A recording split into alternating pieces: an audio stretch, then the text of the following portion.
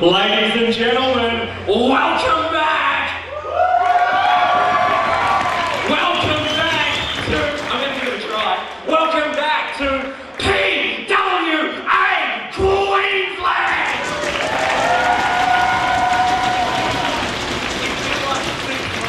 It's been like 6 months since I've actually got to say that. So one more time, I'm going to say it once more. Ladies and gentlemen, welcome to PWAQ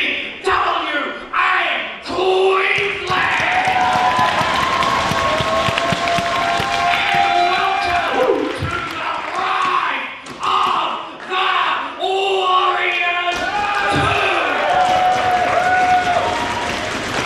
It's hard to believe it's been a year since the last Rise of the Warriors. For the special occasion, I can see we've got Ed Locke back who commentated with us here at the first Rise of the Warriors. Ed's joining us on commentary as well as doing the ring announcing here tonight. You can see the trophy here. It is a big night. 16 men here for the tournament. 8 matches, single match elimination. The men will go on to the next round tomorrow night. Right here in this very ring, we will have a winner and he will get this trophy. That's not all. On top of the 8 matches, we've also got a women's match and we've also got Obie Cartel in a 4-way match here tonight. It is a jam-packed show, but right now, I'm going to try it one more time because I want to hear a bit more noise. Ladies and gentlemen, welcome once again to the Rise of the Warriors!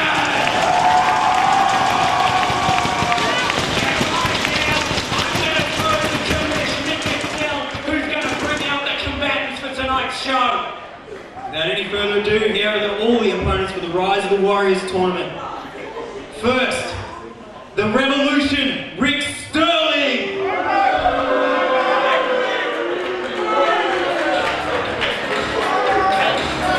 Next, Ash Riot.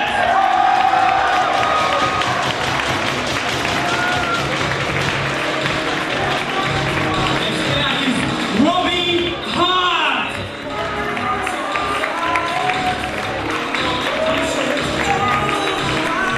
We now have Champagne Pyro.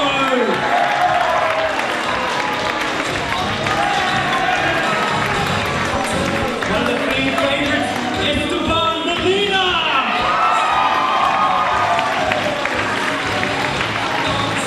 All the way from New Zealand, the white player, Ventura.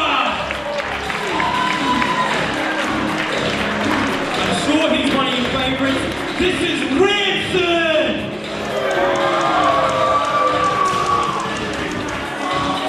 Following is the Extreme James Blade! Making noise for Mark Davis!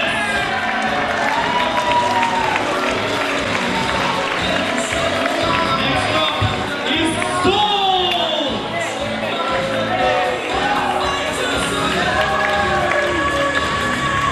Returning to PWAQ Queensland, Damian, Slater!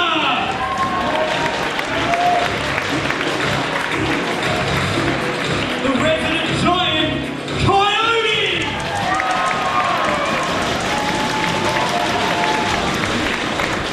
All the way from the USA, this is Trik Davis!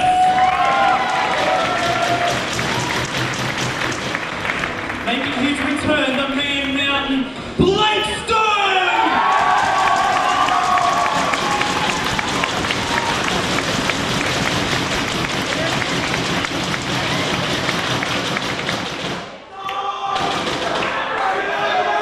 Former PWA champion, this is Mason Child!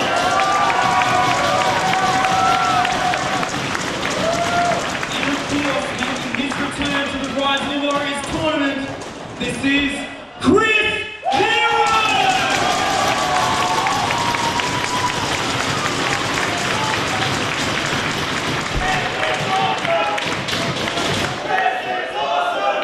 These are the competitors for this year's Rise of the Warriors 2. Make some noise!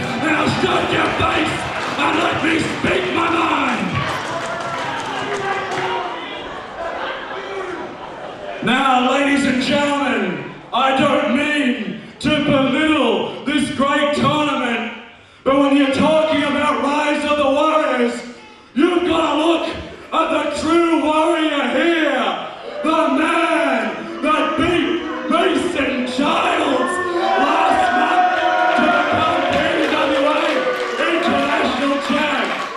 Calm down, buddy, we all know you're a loser. Keep your pants on, champ. Yeah, I shouldn't call you a champ, you know, sorry about that, my bad, Holmes. Anyway, I'm pretty funny. Now, folks, speaking about what happened last month, some disgraceful stuff has happened from you bogan dropkick fans and some of the wrestlers backstage.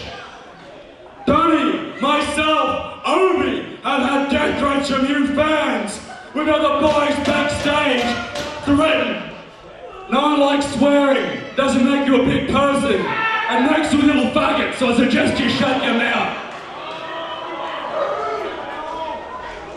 We're getting these threats, so we've employed a true Canberra hero, a champion of the ACT, Crofty, Jonathan Croft, our new security guard. Give us a round of applause. Big pound of applause, don't boo.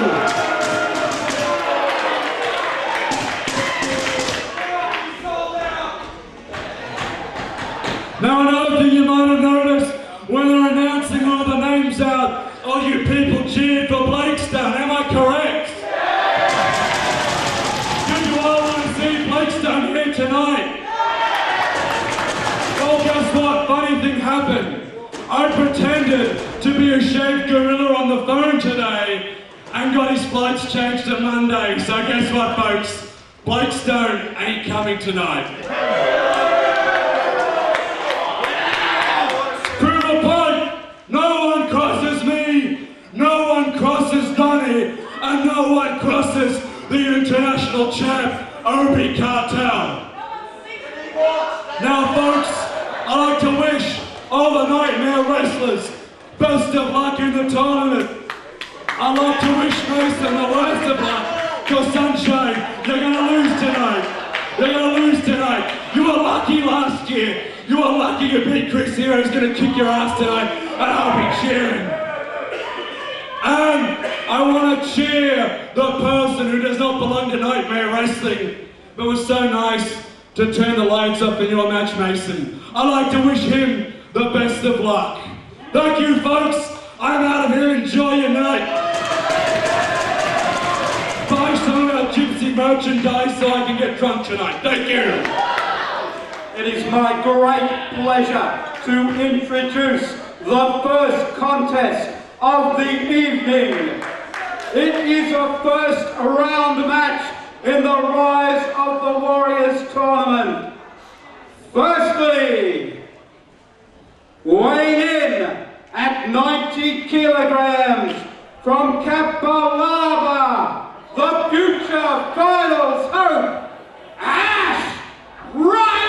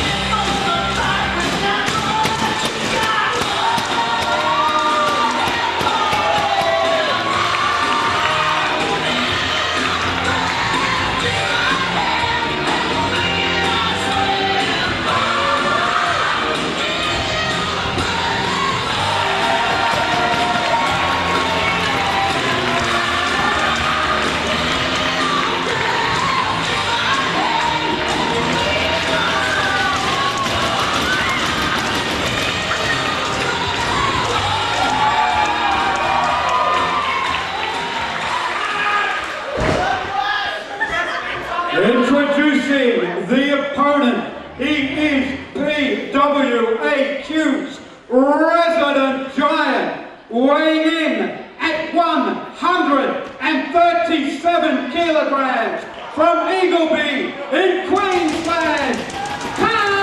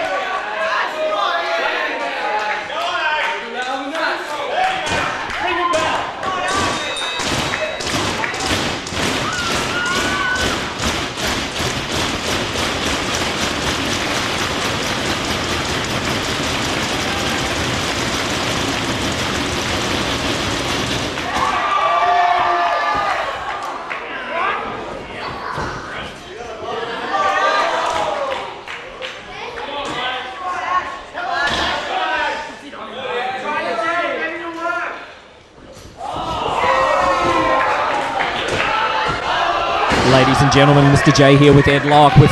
We're having a few problems here, but this match is about to, well, it's underway already in front of here. We're seeing Ash Riot and Kyote, two men that we're usually seeing as friends, but we've seen some animosity beginning to rise between both of these guys. The end of the matches have been happening. We've seen Kyote coming out to help his friend Ash Riot. Ash Riot has not been taking too kindly to it, and that is how we came about with this first round match here at Rise of the Warriors. And now this is what we're seeing, the big man from the land of the Giants, Kyote, in there with his friend, his former friend, I'm not sure which, Ash Riot. Ash Riot has had offers from Donnie St. Michael, has offered to let him join Nightmare, but we haven't seen any of that. But what we are seeing right now is two friends going one-on-one, and what we are seeing right there is a huge body slam.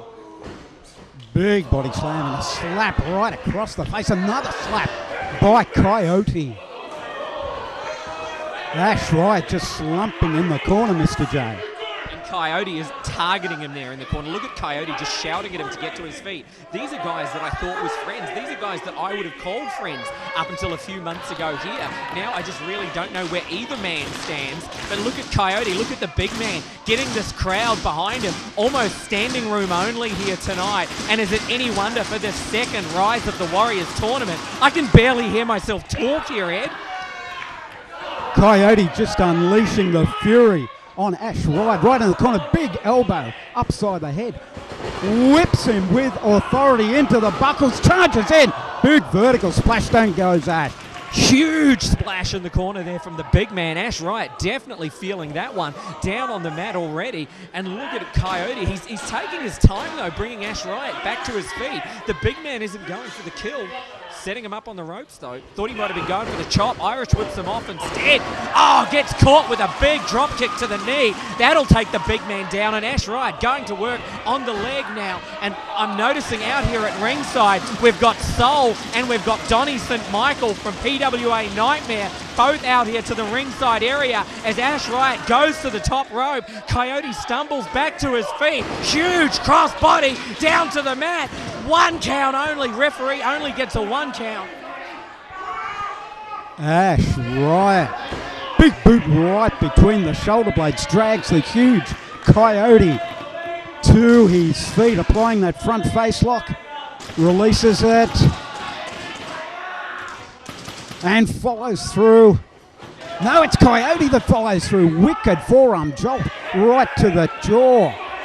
Punches, fists of fury by young Ash Riot. And listen to the crowd get behind Ash Riot now with those punches, and now the knees to the face of Kyote. Running knee sends him down across that second rope. Ash Riot looks like he's targeting something here. He's setting it up. He's gone to the outside, getting the fans behind him. Kyote slumped over. Ash runs through with that running single-footed kick to the side of the head as Kyote rolls back in. He is obviously hurt, and the big man is down. Ash Riot has the big man down, and that is half of his battle won. Donnie St. Michael looking on with great pleasure. You said he's been trying to recruit young Ash Riot. Riot's in control here at the moment, Mr. J.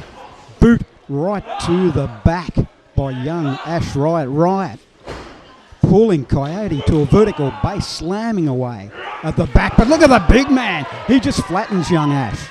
Monster shot from Kyote, shot to the breadbasket now from Ash Riot. Ash Riot firing back with a few shots there and back to that leg, dropping the big man down. If you can get him down, get that vantage point down, it definitely works in Ash's favour. And look at Ash, he's calling for the fans. I'm noticing Donnie St. Michael was actually clapping along. Ash Riot slides in for the cover. 2 count only. Bit of a weak kick out there from Kyote though. I think Ash Riot has definitely done some damage out there. Seoul out here as well. A lot of our long-time fans will remember the best of 7 series Seoul and Ash Riot had earlier, later last year. Ash Riot definitely proved himself over that series. Now both men out watching this match. Ash Riot throwing Kyote down to the mat and grabbing the legs once again. Great tactics by Ash Riot. Riot centering his attack on that left leg of Kyote.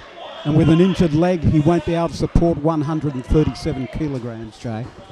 He's a big man if you can take out those vantage points of the legs, but they are tree trunk-like.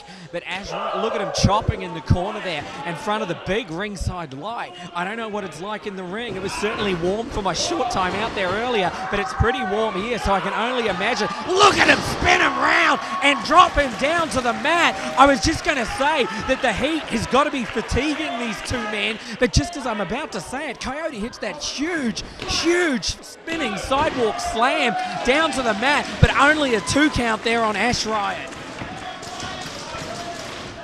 Kyote still favouring that left leg, taking a long time to get to his feet. Big forearm uppercut, both men exchanging blows in centre ring, duking it out, if you will. The force of these blows, Jay, is outstanding. Riot trying for a single leg takedown, but big Kyote just swatted him away. Indeed, but you saw Kyote limping into the corner slowly. He's definitely hurting. Ash Riot throws him into that corner turnbuckle, then a stiff kick for his trouble. Ash Riot getting the fans behind him again. Kyote to his feet in the corner, gets him boot to the midsection. Ash Riot's got the single leg, trying to perhaps pull him out of the corner. Kick to the upper thigh there. Kyote looks like he's going to power him off with that big boot head. Kyote races in. Oh! What a great running leg strike. He just flattened Ash Riot. That was almost 140 kilos, truck-like, hitting into the soft frame of Ash Riot. Oh my God. Ash Riot was looking the aggressor here tonight, but Kyote, with all that weight behind him and great experience, I may say too. He might be a rookie, but last year he fought Chris Hero in Rise of the Warriors #1 to a great contest. And look at Ash Riot now, almost staggering, almost out on his feet, going for the howler choke slam. Ash Riot fights it off with those elbows to the side of the head. Knee lifts now in there. Kyote dazed once again. Ash Riot with a running clothesline, staggers the big man but doesn't take him down.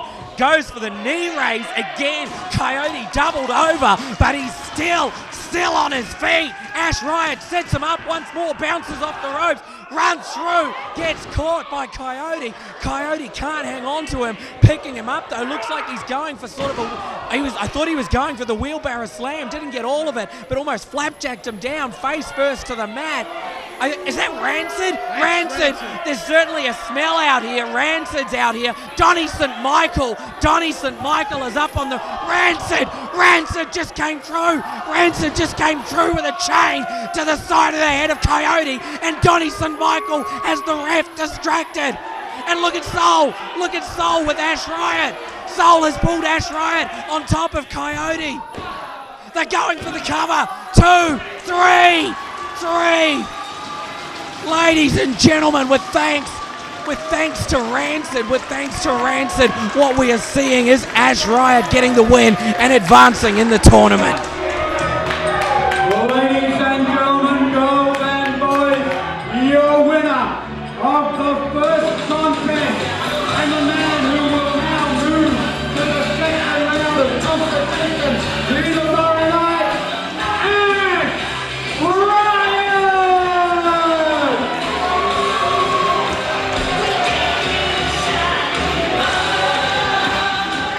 Next match on the card and another first round match in the Rise of the Warriors tournament. Introducing first, weighing in at 85.25 kilograms from Brisbane, Queensland, the Revolution, Rick Sterling!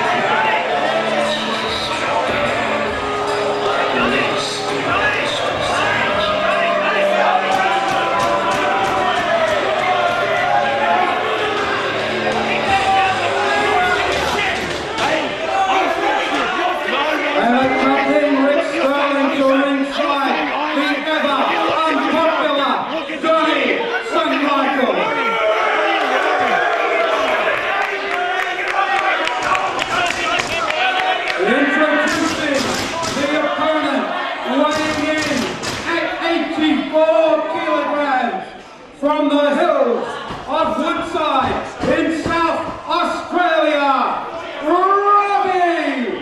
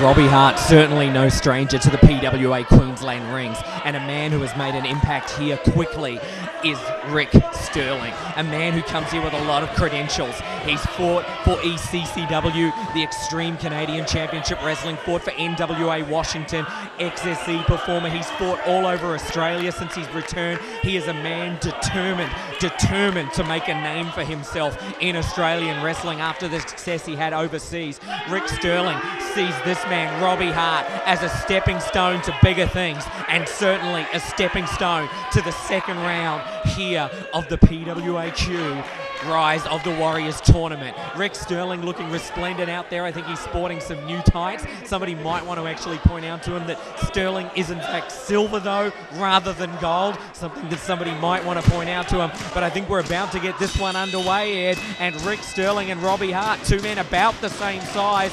interesting backgrounds from both guys, been both wrestling for about the same time, both incredibly well schooled. I think we're in for a barn burner of a match here. And Sterling immediately ducks under the top rope rather than come to grips with young Robby Hart. Robby Hart from the hills of Woodside in South Australia.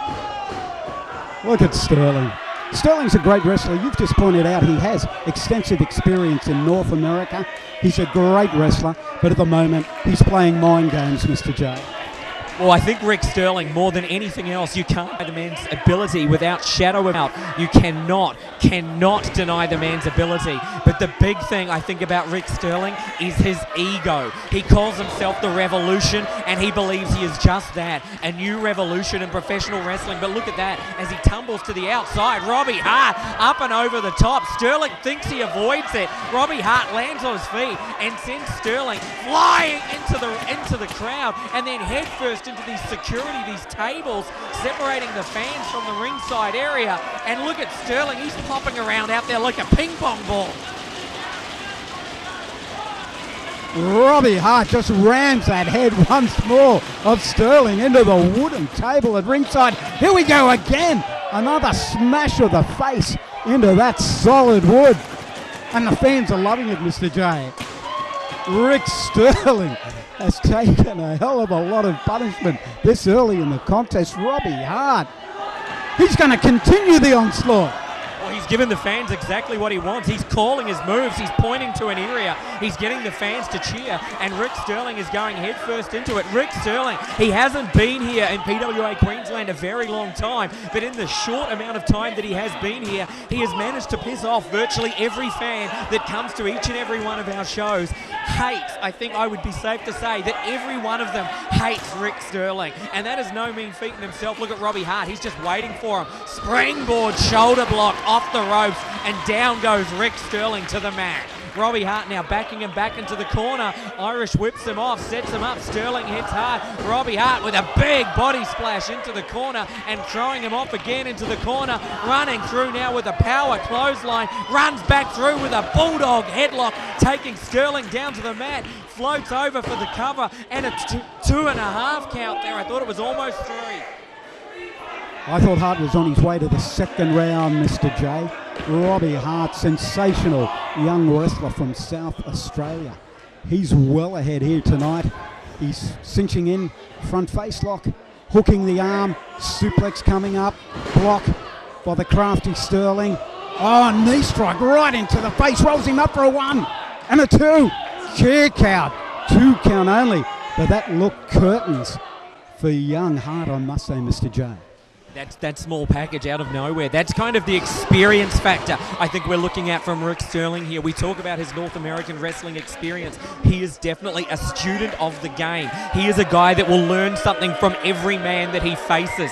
He was out there at our last show with Dave Ross, the suplex machine, managed to walk away from the Lady Killer with a victory. Lady Killer didn't actually even tap out. He passed out in the match, but that is the strength of Rick Sterling. You might look at the man and think that he doesn't give away a lot in height, but Rick Sterling, deceptively strong and deceptively big. Look at the ease that he takes over Robby Hart with that beautiful textbook suplex there. But this is, once again, we're talking about the ego. Rick Sterling, he doesn't go for the cover, he doesn't follow up the move. What he does is take some time to pose, to show off, and to, I guess, just generally piss off those in attendance here. And look at that, now he's paying for it as Robby Hart comes back up. Rick Sterling in for the cover, 1, 2, kick out by Robby Hart just before the fatal 3 count. Donnie St. Michael outside the ring yelling on encouragement to Rick Sterling, the Revolution, Rick Sterling. And the fans really do hate Sterling. I can see what you mean. He gets whipped into the ropes. Big leap. Oh! Hart attempted a leapfrog but got taken down face first into the canvas by Rick Sterling. Beautiful, beautiful move from Sterling. The timing was impeccable. Caught Robby Hart on that attempted leapfrog. Dropped him face first to the mat. Sterling with a mouthful to all of the ringside fans. here at Cleveland, but still only a 2 count, still too early to put away Robby Hart. Donnie St. Michael can't believe it. Rick Sterling can't believe it. But look at him now, just pulling him back by the hair, stretching him back right in front of the referee. Sterling just cinching in with a version of the camel clutch, but disdainfully pulling the hair of Robby Hart, and the referee calls for the automatic break. Rick Sterling trash talking with the fans at ringside. You mentioned Mr. J, how unpopular he is, and I can say that his association with Donnie St. Michael makes him even more so. Well, we saw when he came out, I actually believe that I saw Rick Sterling kissing Donnie St. Michael, and I'll tell you now, he'll be getting shots he kissed Donnie on the head, and I think he'll be getting shots for the next 6 months. Otherwise, something will definitely be showing up from that one, and that is without doubt. Big right hand there to the head of Robby Hart from Sterling, and Sterling, I think he thinks the fans are actually applauding him. That's not exactly what I'm seeing. What I'm seeing is the fans getting behind Robby Hart, and what I'm seeing is the fans showing Rick Sterling that he can't walk in to PWA Queensland, say, I am the revolution is now, and just take over, because that is not what PWA Queensland is all about. Hart misses the flying cross body. Sterling misses the big punch. This time, Hart nails it for a 2 count only, Mr. J. Great enziguri right to the back of the neck. Down goes Sterling. Robby Hart quick to capitalise. Picks up his opponent. Suplexes him right over that top rope. Has him hanging. Suspended right in the middle of the top rope. Look at Hart. Oh, with a knee strike right to the small of the back, Mr. J. Springboards the knee off the top rope there, pulls Sterling to the center of the ring. Robby Hart's climbing up on this corner turnbuckle right here in front of us, Ed. He's on the top. The fans are going crazy. Big splash, but he catches the knees to the midsection. That is the thinking. That is the thinking of Sterling. Sterling rolls him up behind him. Look at him, he's grabbed the tights. Grab the tights. Handful of tights for the 3 count. For the 3 count. Rick Sterling advances in the tournament, but that was a handful of tights that does it. Donnie St. Michael is ecstatic. Donnie St. Michael is beside himself, and that is one ugly, enormous mound of humanity, let me tell you. Ladies and gentlemen, boys and girls, third match of the evening will be a women's 3-way elimination match. Introducing first, weighing in at 72 kilograms from Wicked City, Sway!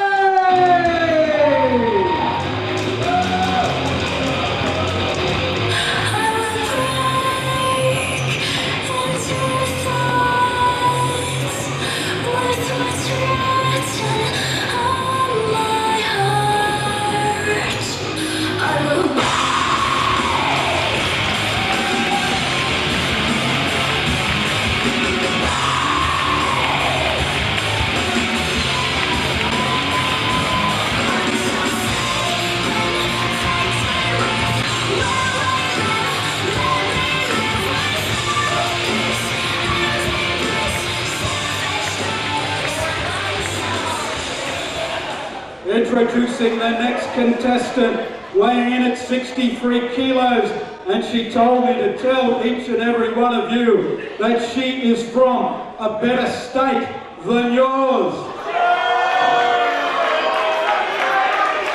From Victoria, Kellie, Slater!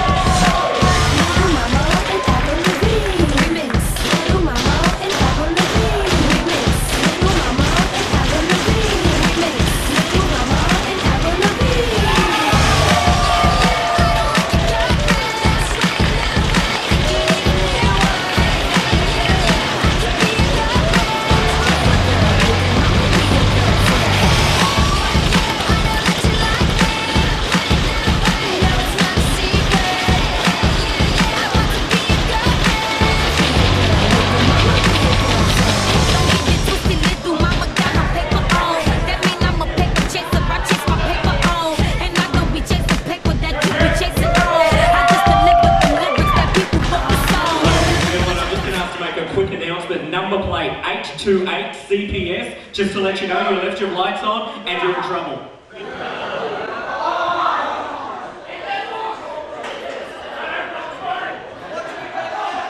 And after that idiot who just made that announcement over there, we're about to get underway with this women's triple threat match. And just between you and me, Ed, I love it. I love a women's three-way. I love a women's three-way. I have many, many tapes, many DVDs of that sort of action at home, and I'm looking forward to this one right now. Between you and me, some of them are dressed like these girls in some of those tapes that I have as well. And I'm ecstatic. I'm ecstatic to be here. I'm practically perspiring with excitement over the concept of this match alone. Kellie, Skater, we've got Sway, we've got Jessie, McKay back here as well. It's going to be fantastic, fantastic. I can't believe the action that we're getting here tonight on the first night, let me say, the first night of Rise of the Warriors 2. McKay and Sway battling in centre ring. McKay pitches Sway into the ropes. Big shoulder block by Sway. Sway off the ropes, jumps over her opponent. Big drop kick right to the jaw by McKay, in for the quick cover for a one. One count only, Mr. J. Sway, of course, definitely coming into this match with a height and weight advantage over both of these girls. Whether that will play to her favour will obviously depend on the length of time that this match goes for. Not to say that Sway is not in great shape. All of these girls in fantastic shape, and we saw some of the shape of Jessie McKay in that match, and it was quite a shape that I was pretty happy with between you and me, Ed. We're talking about the credentials wrestling-wise, though, out here. All of these girls are relative newcomers to professional wrestling. Most have only been wrestling within the last year or two, but what we are seeing, all of them out here with something to prove tonight, and all three definitely out there to shine in this big stage. Sway bounces into the ropes and gets taken down by Kellie, Skater, and now pulled to the outside. Skater went out early to try and take herself out of it, and look at that big clothesline, dropping Sway down to the floor. Kellie, Skater has taken her time to get into the match, but she's made a big point of taking out Sway. Skater puts the shoulder in and applies a twisting wrist lock, putting an arm wringer on the young Jessie McKay. Skater into a great cross arm breaker. The Jujikatami, the cross arm breaker applied by the young lady from Victoria, but a roll up of sorts, but kicked out again is young McKay, and Skater maintains the advantage. I went to an Asian restaurant the other night. I think I had some of that Juju McKay. But look at her, she's rolled over now, got the legs locked, and you can see Skater trying to make her way to the ropes, trying to grab at them. Referee's in position, checking to see if she makes it, and she does. And we're seeing McKay break the hold. Sway on the outside, barely making it back to her feet. Little known fact, I don't know if you know this or not, Ed, Sway was in fact a contestant in Australia's Next Top Model. She was actually one of the runner-up in Australia's Next Top Model. But while we're talking about that, we're seeing head scissors out here. We're talking about top models. We're talking about wrestling action and wrestling stars. And we saw Jessie McKay out there with those head scissors, taking Skater down, rolling behind now. Look at that bridge, rolling through with it. I wished Maddie was in a better position here. I would have been telling him to zoom in on that shot. Just to see she was okay. Just to see she was okay, Ed. Just to see. Skater and McKay slugging it out in centre ring. Sway back in the action, just cops a wicked elbow. Three young ladies turn on here tonight at the Cleveland Assembly Hall, and McKay just took Sway out with a big spear. Skater turning up the volume. She's dispatched young McKay to the ringside floor. And that was a clothesline. Well, that was a clothesline to the chest. And, I mean, I'm not a woman, but I've got to imagine that's got a smart. I've got to imagine that's got a sting. And I've got to imagine that's got to leave a mark, shall we say. Look at her run through. Spinning leg lariat. Back kick there. Run through with it. Hooks the leg. 2 count. Referee slides in. I think slightly out of position to start with. Or we might have even seen a 3 there from Sway. Skater backing her into the corner again. Shoulder blocking her in. Working her down, I guess trying to take away some of that height advantage, bringing her down a good 6 inches. And look at that chop across the chest. And there's another one. I think those chops are reverberating louder than our voice here. We've got this technology in front of us. I'm actually seeing what my voice looks like for the first time here tonight. And those chops were coming out louder than either me or you, Ed. Great action here at PWAQ tonight. Cleveland Assembly Hall. Rise of the Warriors, number 2. And oh my God, what a heavy hitter! Oh, 3 girls just pounding the you-know-what out of each other. Sensational action here tonight at Cleveland. Big spine buster by Sway. And that could be curtains for Skater. Sway just throws McKay to the ringside floor, down on that hard wooden floor. Sway following it up, taking the pretty face. No, a block. Oh, look at McKay slamming the top model face of Sway into the wood. The emo icon goes face first into that ringside security table. Now she's being thrown back into the ring. The fans, I think, are almost divided here between, well, certainly they're not on the side of Skater, but between McKay and Sway. Look at that running boot, and Sway goes down to the mat, rolls her over, does McKay, hooks a leg, 2 count. That was a 3. That was a 3. I thought she was going to kick out of it. It was certainly a tentative count there, but that was the 3. Ladies and gentlemen, girls and boys, Sway is eliminated from the action. 2 count only there now. 2 count from that fisherman suplex there with the bridge. Kellie Skater only gets a 2 count there now. Reversal on it, grabs the arm, rolls back with it, backslide, Ed, backslide.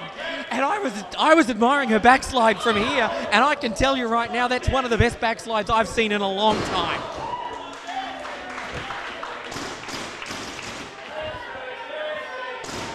Kellie Skater putting in a lovely reverse Indian deathlock and surfboard combination. Kellie Skater, she's tapped, that's it. Well, there we go. It was almost out of the blue as the first pinfall was. So was the second. A relative newcomer to the PWA Queensland rings. Ladies and gentlemen, boys and girls, the winner of this 3-way women's elimination match from Victoria, Kellie Skater! Kellie Skater, relatively new to the PWA Queensland rings, but she walks away with the win. She's not finished though. She's grabbed Sway and she's throwing her into the balcony here, into the stage where we are sitting, and continuing to work her over. Somebody's going to have to break this up and get Kellie Skater out of here. It's going to have to break this up and get her away from there. She won the match. She's made an impact on the big stage here at PWA Queensland, and she's, I think, proven exactly what she's about. Well, ladies and gentlemen, boys and girls, next contest in our Rise of the Warriors tournament. Both men will be making their way to the ring in a moment.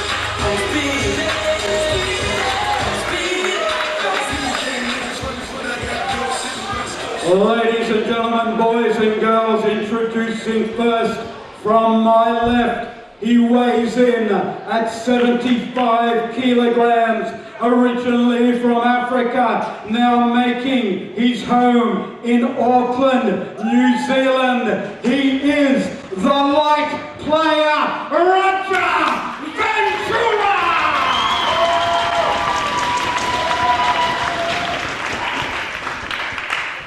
And his opponent weighing in at 77 kilograms.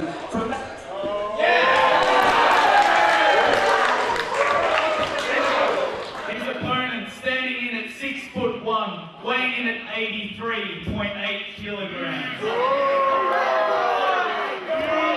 He is the #1 ranked fighter in the Muay Thai fighter in the Melbourne region.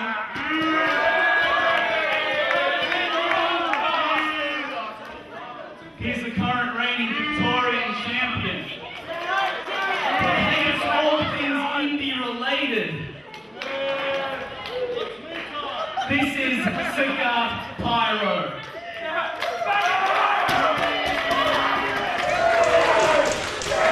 And before we begin, there's widespread debate through Australia, mainly the wrestlers, about live commentary.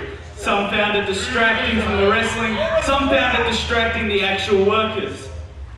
I think it's a good idea that there is no live commentary present tonight. I'd like to take that one step further. You see, I think wrestling's an art form, and to do it properly, I need my complete concentration. I would be eternally grateful to each and every one of you. Get quiet while I'm in this ring! Shut up!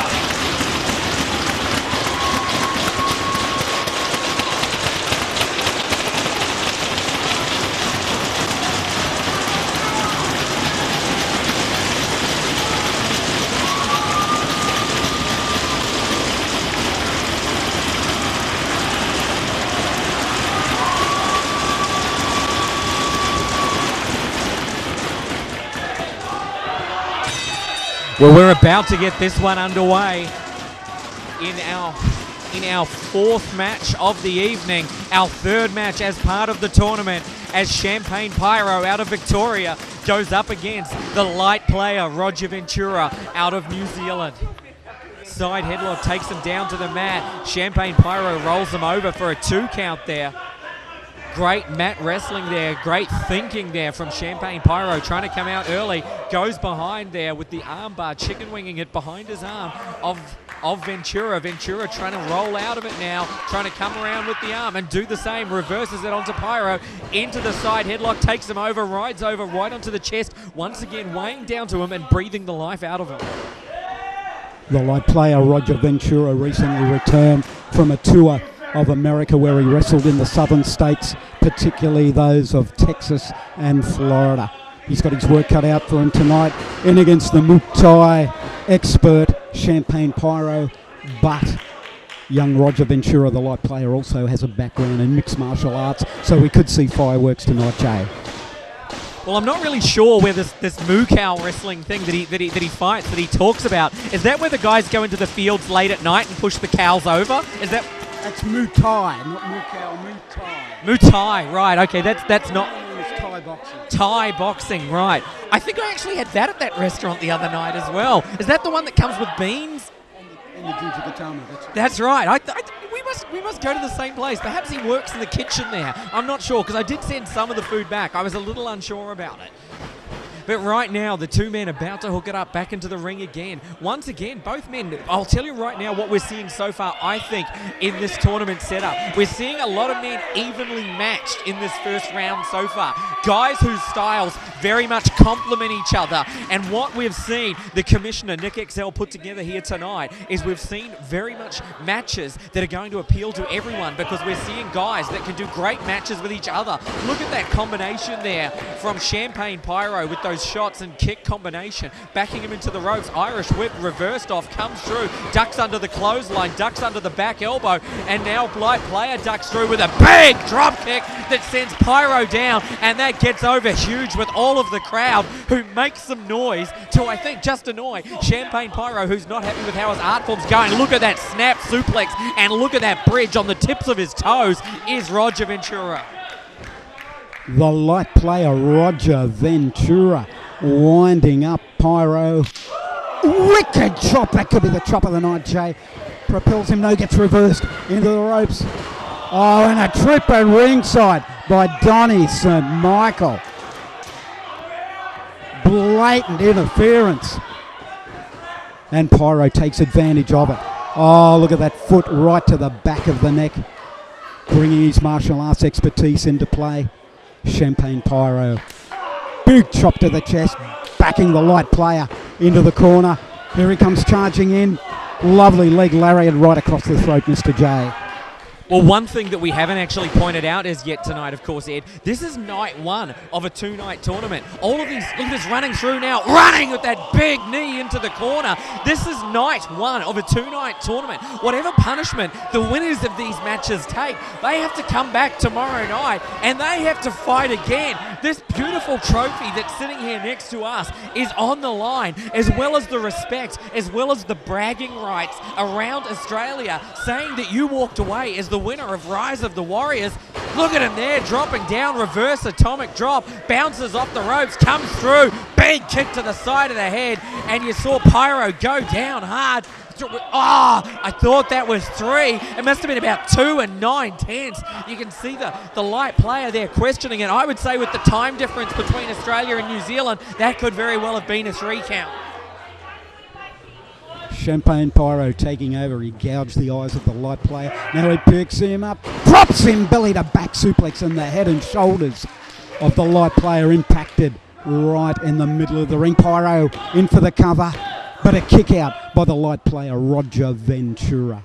Roger Ventura, spectacular worker. Pyro, one of the best in Australia today. We've got our hands full here tonight, Mr. J.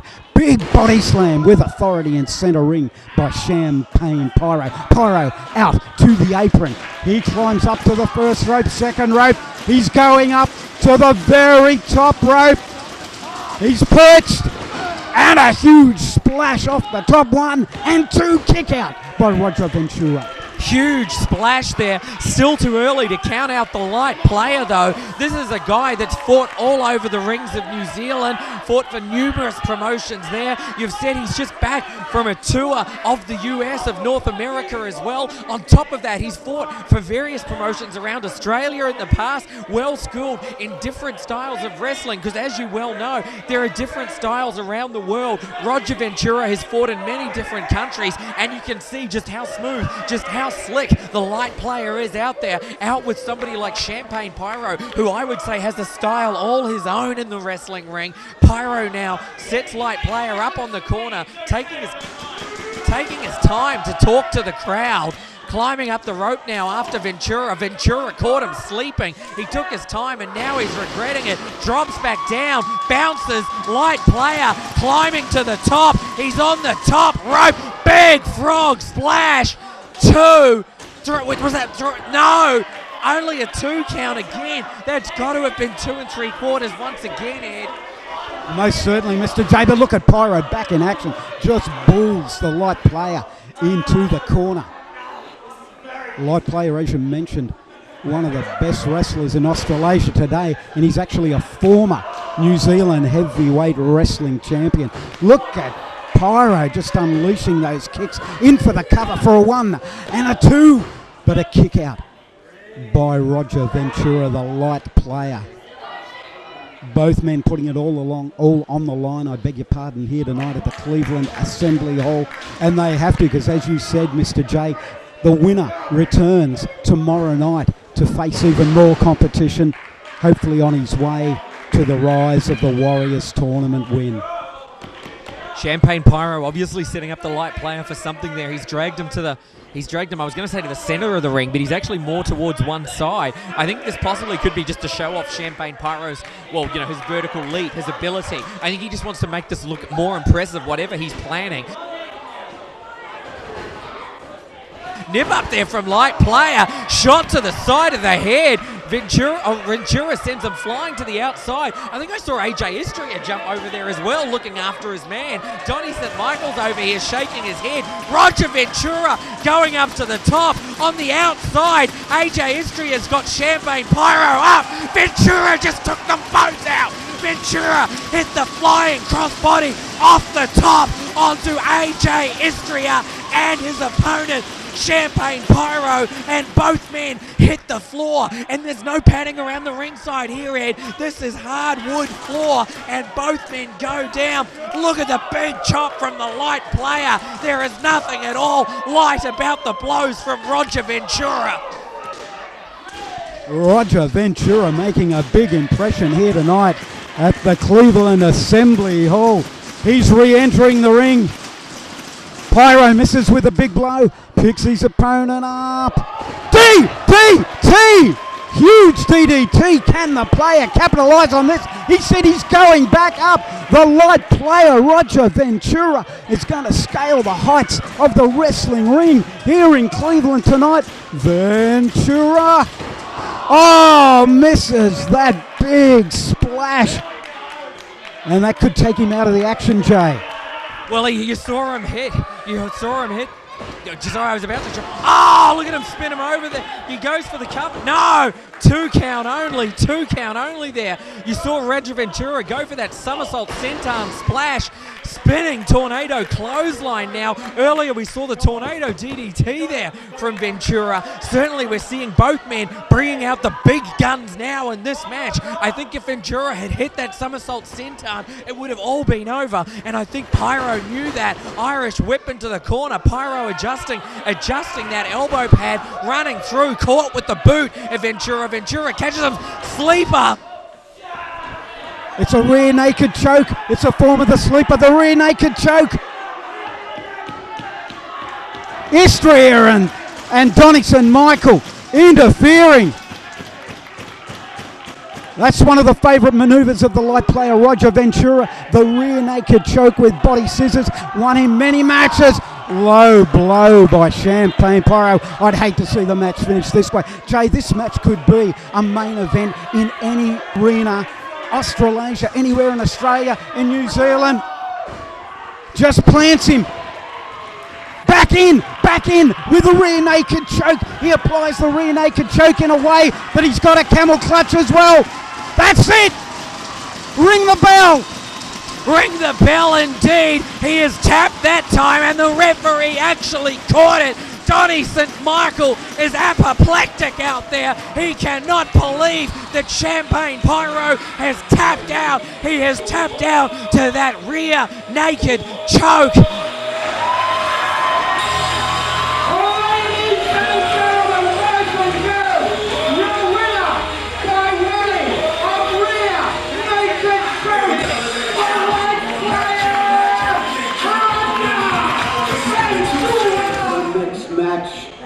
In the Rise of the Warrior tournament will feature none other than weighing in at 125 kilograms from the mean streets of Sydney, the public enemy, Ringside!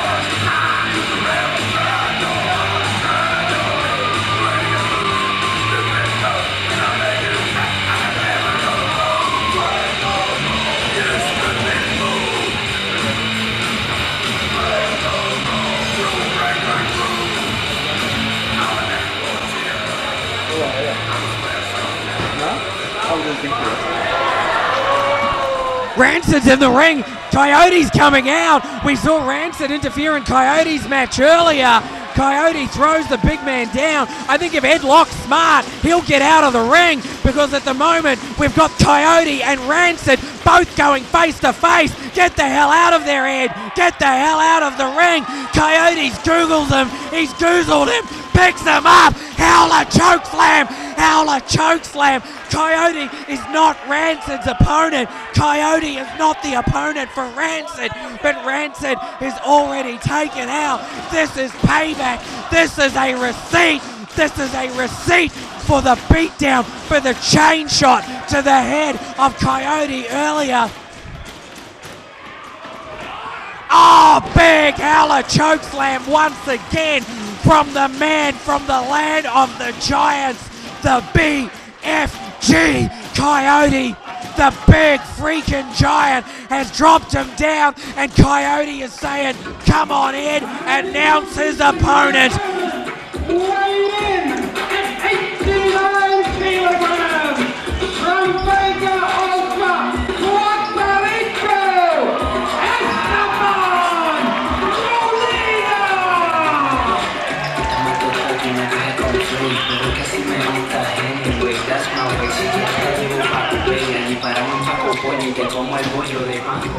Esteban Molina! Esteban Molina coming into the ring. He's immediately rolled over. The bell has rung. He's asking for the count.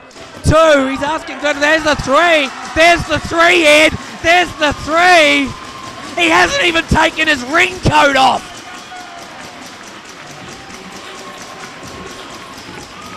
Mr. Yummy, Esteban Molina has just pinned Mr. Yucky Rancid. Oh!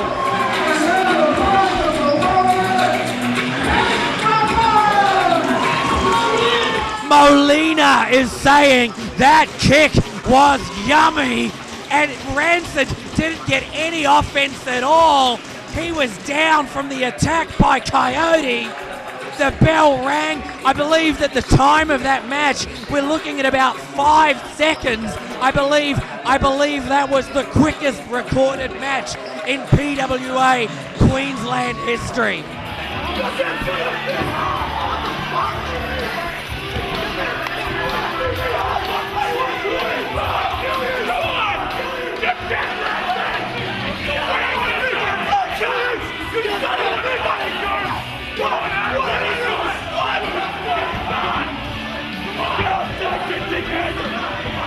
This contest will also be a first round match in the Rise of the Warriors tournament.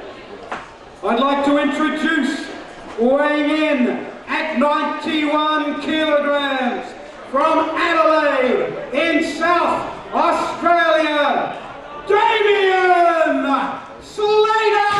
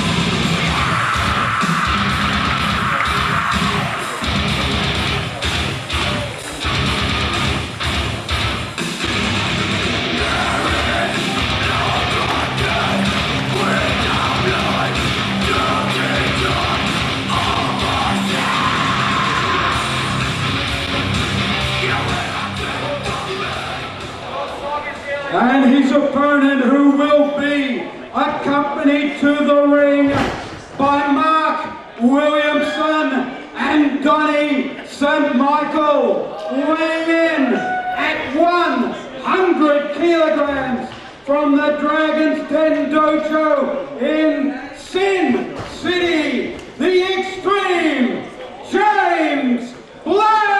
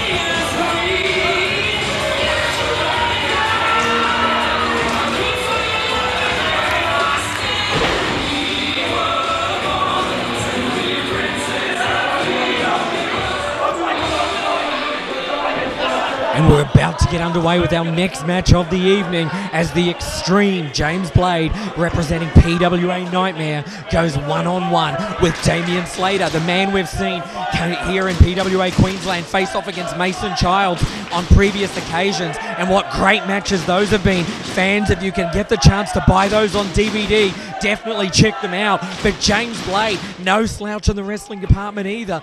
An incredible professional wrestler out there. We have to question his allegiance. A man with that talent could certainly get by on talent alone without the help of somebody like Mark Williamson for sure.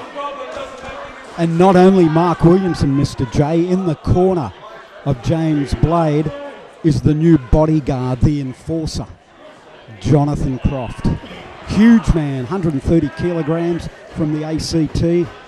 Big man in his right, powerful wrestler, and he means trouble. Arm and leg crucifix by Damian Slater. Slater, another wrestler who has ventured to America in recent years, wrestled up a storm, especially on the west coast of the United States of America. He's one of the best wrestlers in all of Australia today. I think you'll agree, Mr. J. Most definitely. But like I said, James Blade, no slouch either. He's a man who held a belt in he held a belt in a couple of different companies here in Queensland. He came here, made an impact straight away in PWA Queensland by teaming with and then turning on Mason Childs to become a part of what was PWA Nightmare. James Blade has been a constant thorn in the side of both Mason Childs and many of the other fan favourites here in PWA Queensland. Tonight in the ring with Damian Slater, once again another great match brought to us here in this Rise of the Warriors tournament. And another match that definitely could be a main event anywhere in this country, anywhere in Southeast Asia. Damian Slater, the pride of Adelaide, South Australia, facing off against the Extreme James Blade, who has Mark Williamson and Jonathan Croft in his corner. Questions that I'm waiting to get an answer about, of course, is obviously Blakestone was supposed to be a part of this tournament. We're told he's not actually in the building. Certainly he didn't come out when we were announcing at the start of the show. Blakestone is actually supposed to be out in the next couple of matches. I don't know if they're holding back the matches until he arrives. I mean, obviously we're not expecting him.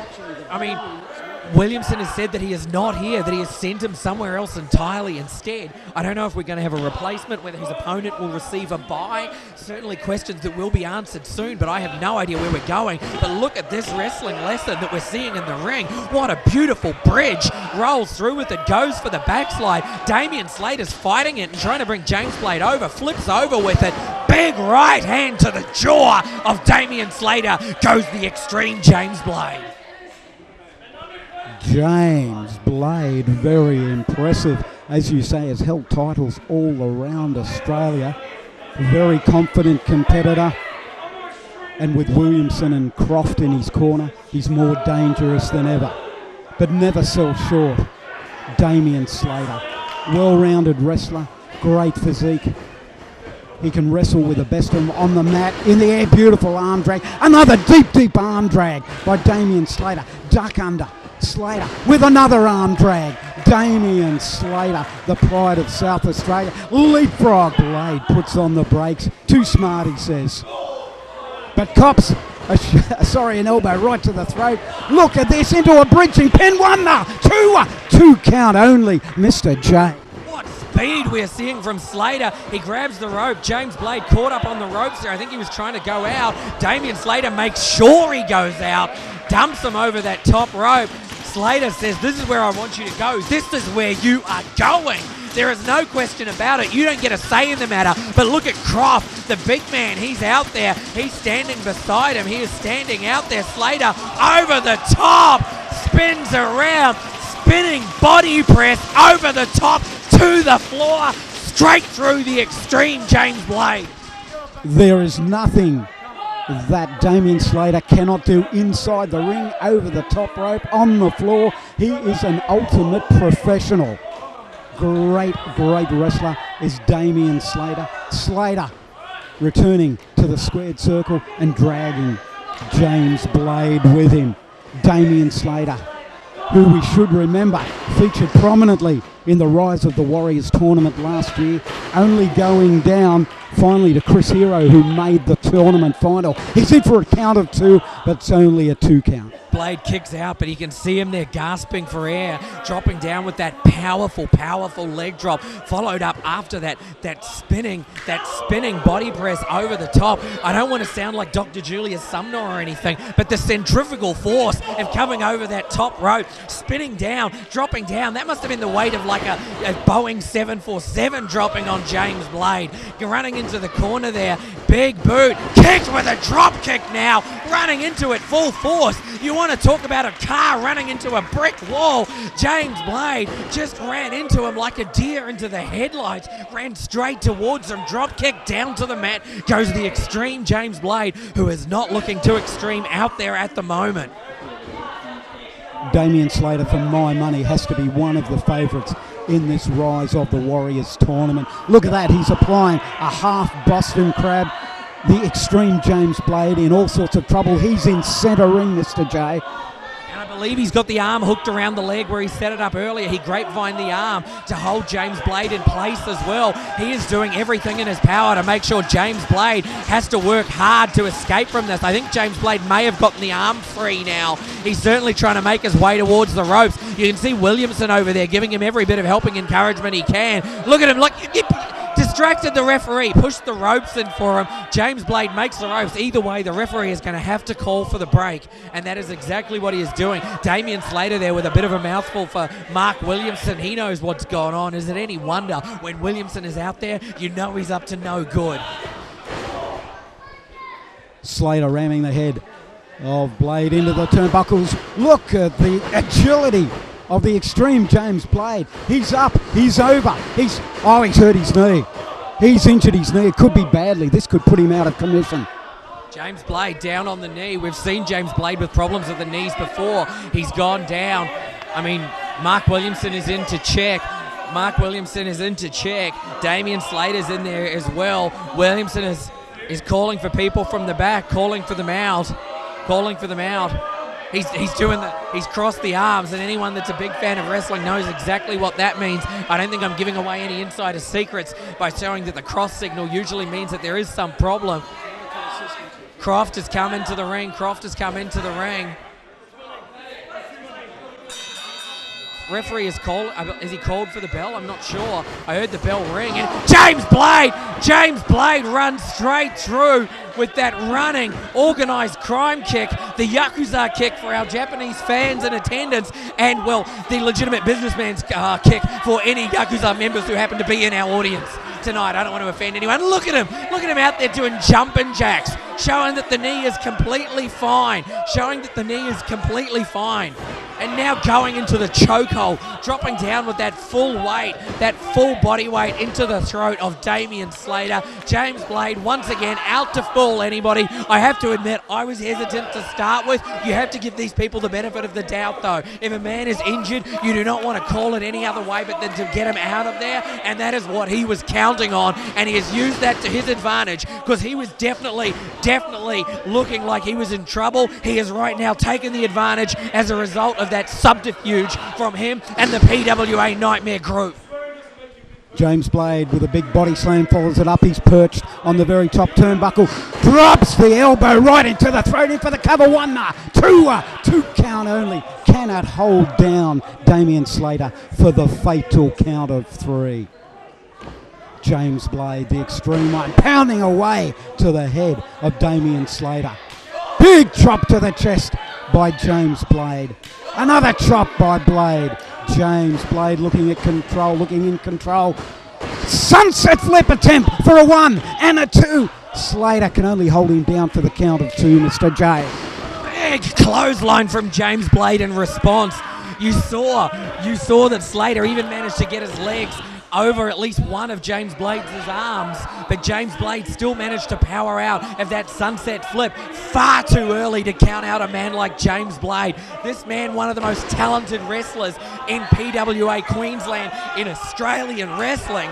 This man can do it all in a professional wrestling ring. Like I said, I might not like his tactics sometimes. I certainly don't like his management, but oh, look at that!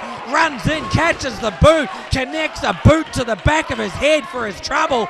Slater on the second rope, rolls through with that tornado DDT, impaling him, hooks the leg, 2.5 count. 2.5 count. Mark Williamson is having kittens, and that is a cross-species breeding I did not think I would ever see outside a professional wrestling ring, Ed. Damian Slater definitely with the advantage though, picking James Blade up with the hair, introducing him head first into that corner turnbuckle, rolling round, coming out, Irish whip rolling through, reverses, comes in, James Blade caught, bounced up over the ropes, caught through, catches the punch of his own to the side of the head, James Blade up to the top, rolls through, somersault blockbuster, hooks the legs, 2, 3, 2, Referee is saying 2. That looked like a 3 to me, Ed. I'm sorry, that did look like a 3. Referee is calling it a 2. James Blade hits that enormous Blade blockbuster, but not enough to put him away. Sensational maneuver. I thought James Blade was advancing to the second round with that blockbuster. Blade putting the big blows in right across the back of the neck of Damian Slater. The extreme James Blade. Oh, fight back by Slater. Slater punching away at the midsection of James Blade. Chop to the chest. Slater off the ropes. Oh, up and over, but he's landed. He's landed on the apron. He's climbing up to the very top rope, Mr. J.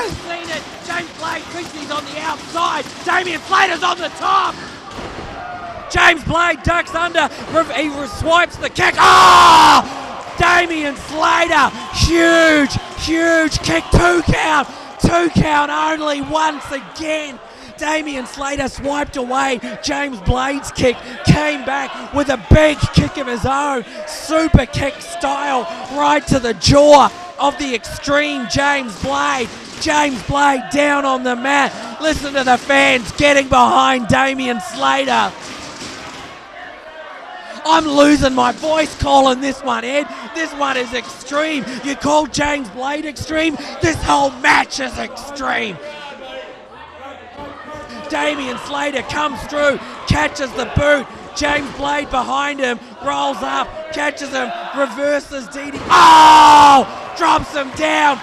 2, 3. Finally.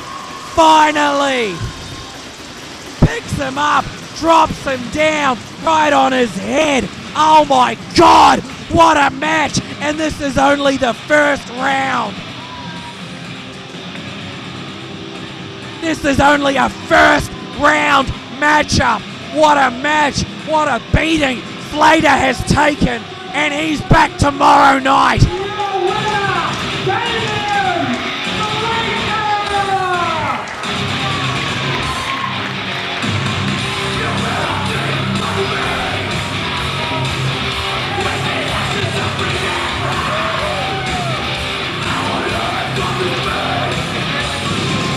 Damian Slater victorious. Mark Williamson there with his security at ringside. Williamson's grabbed a mic.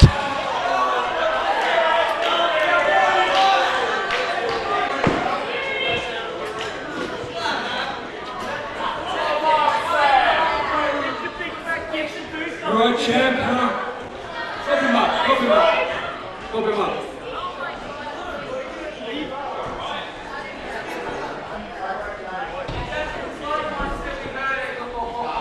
Mate, what are you doing to me, huh? Mate, what are you doing? Seriously, mate, you know, I can only help so far. What, this is like your 6th or 7th match you've lost in a row, huh? Serious, 6th or 7th match you've lost in a row, huh? Since December. I know you don't, mate, I know you don't want to hear about it, right? But fact of the matter is, when Obie, yourself and me, we were winners, huh? We were winners. winners. You even tried to help last month and you couldn't get the job done. I had the run out. I'm Belt Mason with a title belt. You couldn't get the job done. Hey mate, look. All you seem to be doing to me is taking my money and being a dog and not winning.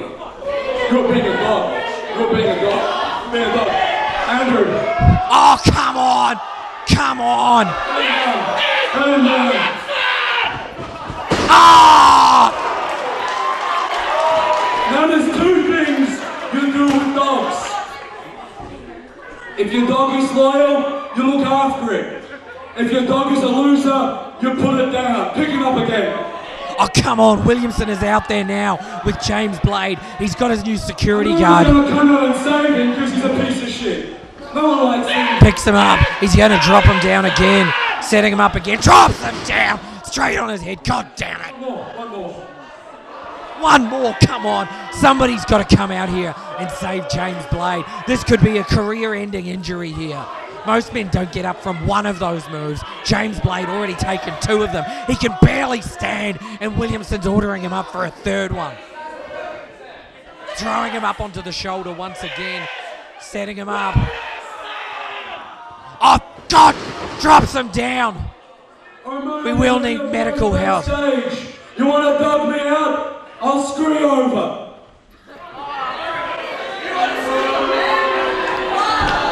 Security, get him out of the ring so you can do the next match. Ladies and gentlemen, boys and girls, the next match in the Rise of the Warriors tournament.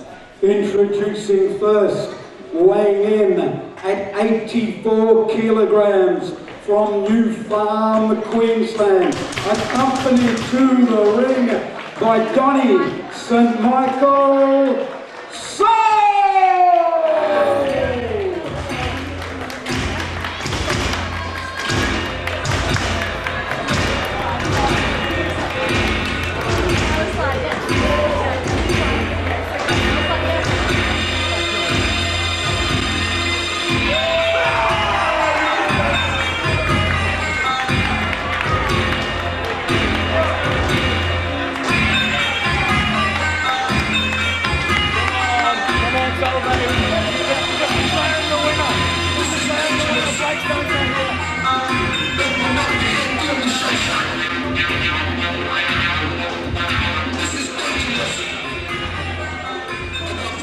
I've been asked to remind all you fans that Seoul is none other than the sensation of the nation.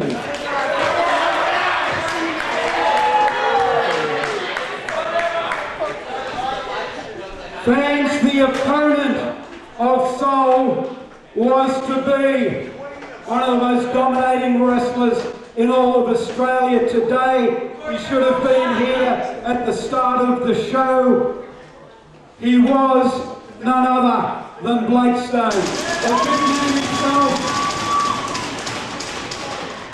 The big man himself was to be here. I haven't seen him, but at the insistence of Donnie St. Michael, I'll go through with a ring intro. He weighs 125 kilograms. He hails from Sydney in New South Wales. Enter the machine, Blakestone!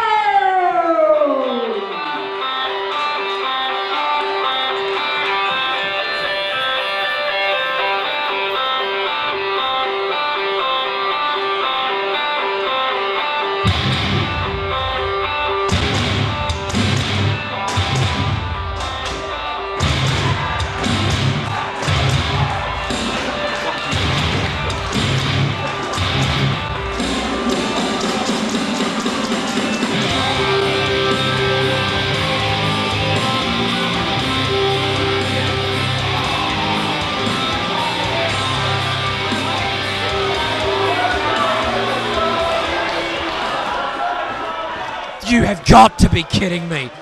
Mark Williamson first arranges for Blakestone not to be out here. Then he comes out here impersonating, well, doing a pretty piss-poor impersonation, I might add, of Blakestone. Williamson's about as wide as one of Blakestone's legs. Thanks to the tart who lent me her hoodie.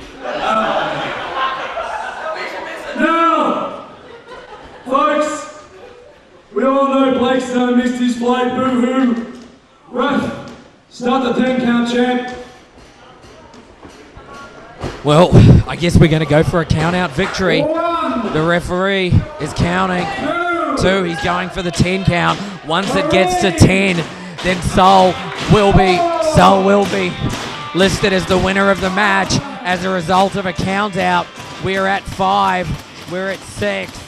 I mean, there's certainly no sign at this stage. I mean, I honestly don't know. We've got music playing, and for God's sake, we have got Blakestone here. And Mark Williamson is running from ringside. The man, the myth, the monster, Blakestone, the machine is here.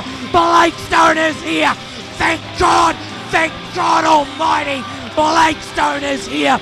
Blakestone is back for the rise of the Warriors. Blakestone is here. Mark Williamson, Nightmare, you can all go to hell. Blakestone is here. Blakestone is in the house. Blakestone, rise of the Warriors. The tournament belongs to the big man. Blakestone finally returns to PWAQ. Oh my God, we are seeing the return of the machine. He is back. The plans of Mark Williamson in tatters. Donnie St. Michael scratching his head in disbelief. The big man Blakestone is here. Oh my God. Sensational. Another man who has to be considered a tournament favourite. The machine from Sydney, New South Wales. 125 kilos of pure muscle. Blakestone. Former PWA heavyweight champion. Former WXA heavyweight champion. The man who has the slam of silence. Blakestone. Both men there, you saw them go for the tie-up. Seoul goes underneath. Seoul has definitely got to use his speed in this match if he wants to get the best of the man monster Blakestone. Blakestone looks bigger every time I see him. He is the size of a house. You could paint him green. He would look like the Incredible Hulk's big brother. I tell you right now, Edward Norton, he needs CGI to look even slightly like Blakestone. Blakestone is one of the largest human beings I have ever seen. Seriously, you have to see this guy in person to just take in, to comprehend just how enormous he is. You think there's anybody in this tournament really that can beat Blakestone? Look at Seoul here. Seoul is an incredible competitor, but look at him. He is so outstrength. He just has, I'm sorry to say it, but at this stage, he looks like he has no chance out there against Blakestone. And you've got to remember, Blakestone has got to be pissed off coming into this. Whatever Williamson has done to him leading into this, flights, whatever else, impersonating him earlier, Blakestone's coming out here. He's not only got the drive to win the match, he's got the drive to take Nightmare down and teach them a lesson. He is out here to school Nightmare, and I think Blakestone is going to get it done. Seoul with that twisting wrist lock. Oh, nice escape into a tight side headlock by Blakestone. The man mountain Blakestone. His arms are so huge, they're like most wrestlers. Legs, he's a huge individual, but never forget, he's a skillful competitor too, Mr. J. And the strength just comes to the fore. Drops down for that tight side headlock. A great favourite here in PWA Queensland is Blakestone. You want to talk about the strength? That was showing the smarts as well.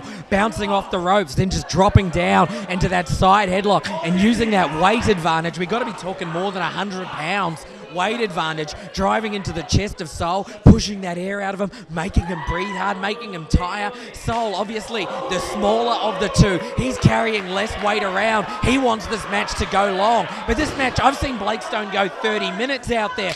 Oh! Ow! Oh, God! Oh, my God, that's echoing through here. That sound is off my charts here, Ed. I screamed earlier, and it wasn't as loud as those chops.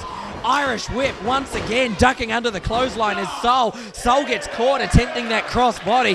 That is that weight and strength differential we were talking about earlier, holding him in place, dropping him down. Big backhand chop across the chest, setting him up. Oh, and there's another one. Catches him coming through, picks him up, sets him up, spins him round, drops him straight down. Swinging Uranage for a 1 count and a 2 count. Gutsy effort by Seoul to kick out. Seoul is outweighed by 40 kilograms. 40 kilograms, and the young man is still fighting away, but Blakestone just clotheslines him, and then Zooey clothesline, if you will, clothesline to the back of the neck. Seoul, he's out onto the ring floor, and who can help him?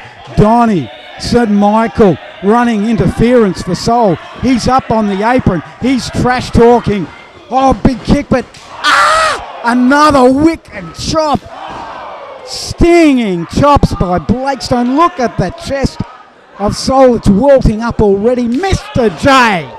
I think he came in with a concave chest. It's suddenly become convex. It's turned inwards. I'd be surprised if he hasn't broken a rib. I definitely don't know. I would imagine he's bruised them. Donnie St. Michael interfering. There we go. Enzugiri, he caught the boot, then connected with the boot to the back of the head. Did Seoul. You can't count Seoul out. Certainly the weight advantage, the height advantage, the strength advantage goes with Blakestone, but those devastating kicks of Seoul knows that the only chance he's got with Blakestone is to wear the big man down or to take a body part and take it apart. And it looks like right now he's going with the wear down tactic out there. And if Blakestone has the hardest chops in wrestling, then quite possibly Seoul has the hardest kicks, and he just put a big knee. Oh, lovely.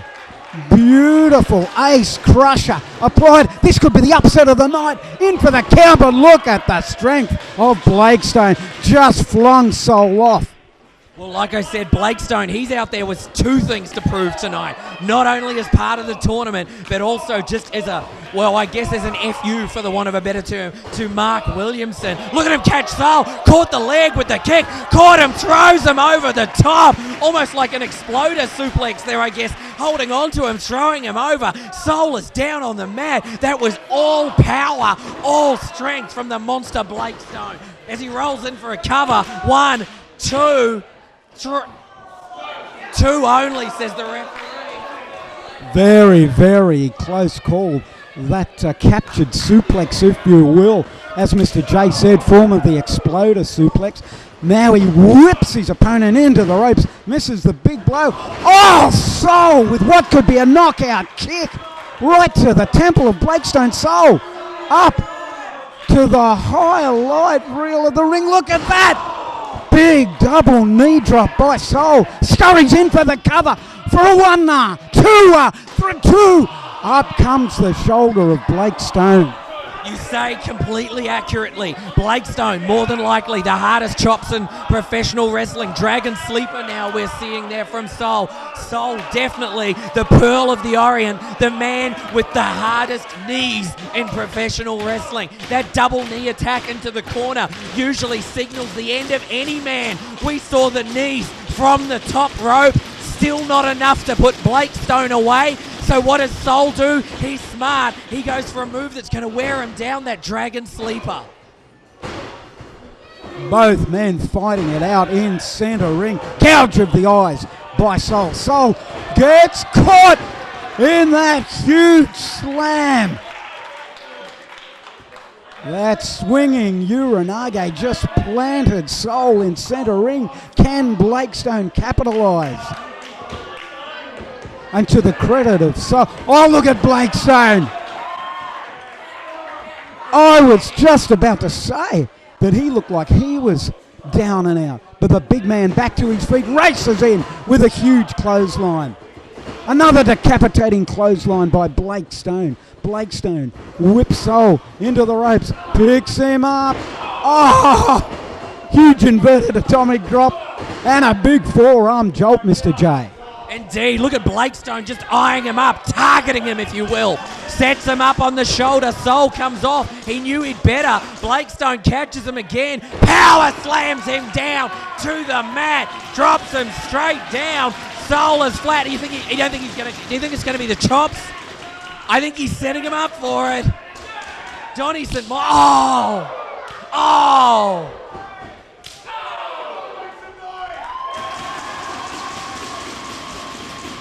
Donnie St. Michael's bringing out the troops. Is that Istria? AJ Istria is out there. Back suplex on Istria. Rick Sterling's in there, catches Sterling. Sterling's up and over as well. Oh, now Donnie's gone too. He's cleaning house. Oh, big kick. Big super kick from Seoul. Blakestone looks like he's almost out on his feet after that kick. Seoul has got him. He's setting him up. This is his finish move. He's trying to roll through. Blakestone catches him, picks him up. This could be good night. It's the slam of silence. Blakestone in for the cover. 1, 2, 3. Blakestone, Blakestone, Blakestone. The big man, the man monster, the nigh invulnerable machine. Once again, Blakestone gets a win here in PWA Queensland as the monster walks away with a first round victory.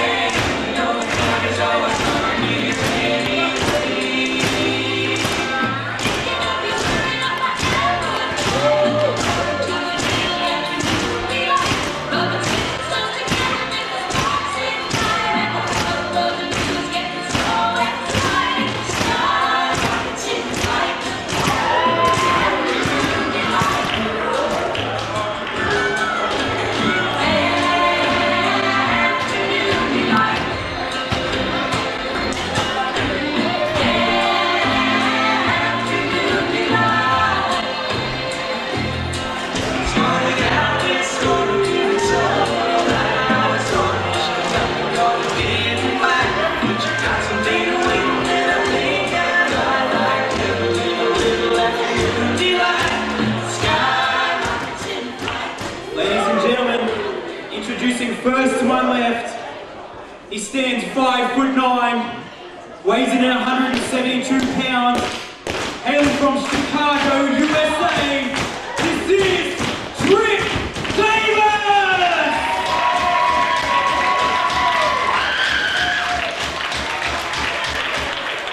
And to my right, standing 6'3", weighing in at 100 even kilos, hailing from Brisbane, he is the PWA Queensland champion. This is Mark Davis! Mark Davis, Trik Davis. At least if we know, if we call anything wrong, no one should notice tonight, Ed. As long as we say Davis, we're set. These two men going one-on-one in another of our first round matchups. I'm pretty sure, in fact, I'm almost 100% sure, Queensland title not on the line in this match tonight.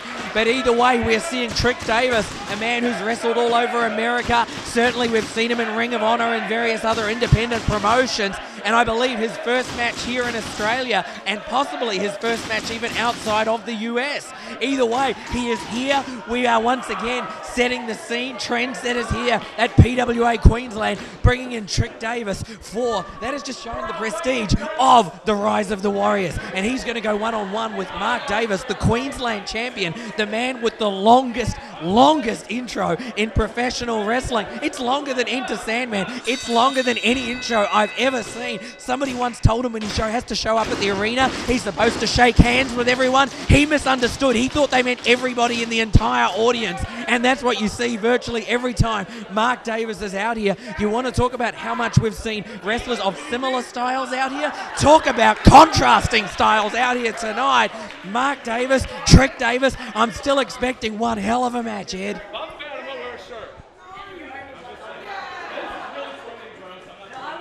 Trik Davis taking his time, getting back in the ring to lock up with Mark Davis.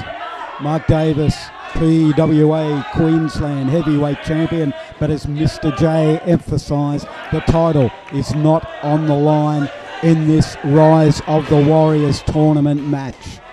Mark Davis, Trik Davis, Mark extending the hand of sportsmanship. Knockback by Trik.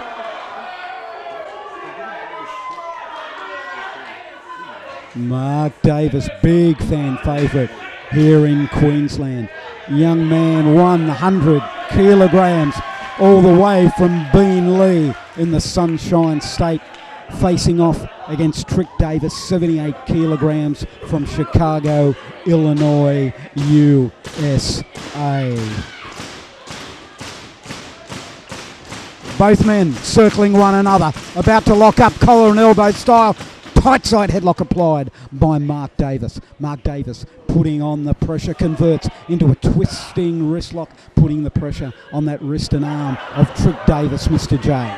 Trik Davis, you see him come up there, roll through, reverse on it, nip up there and into that arm breaker wrist lock of his own. Comes through once again, reversal there. Mark Davis, I think, using his height and weight advantage there, using that extra leverage to manage to take Trik Davis and just work around the body parts of him and then get into that point of leverage and work down on the wrist, work down on the elbow, work down on the arm. Trik Davis, I think, using a headbutt there to break it up. Interesting combo to break it there. Rolls through, takes him down, hangs onto the wrist, comes back up with it again. Trik Davis, obviously well schooled. I can't say that I know a lot about Trik Davis. I've only honestly seen him wrestle a few times. This is the first time in person that I've seen him wrestle. Certainly I've been impressed by what I've seen. It'll be interesting to see what he brings out tonight against the Queensland champion, Mark Davis. Hammerlock applied by Mark Davis, forcing that arm up the back of Trik Davis. Davis with a leg escape into a twisting wrist lock of his own. Very clever wrestler is Trik Davis. He's also a flyer. He's well skilled in technical wrestling. He can break the rules if need be, and at the moment he's twisting that wrist of Mark Davis in positions it should not be in. But Davis, Mark this time into a go behind, takedown amateur style. Mark Davis riding Trik Davis, if you will, in centre ring. Mark Davis using his weight advantage, which is about 22 kilos, I believe, Mr. J. 22 kilos. He's somewhat taller than Trik Davis, but Trik Davis has escaped and is applying a front face lock.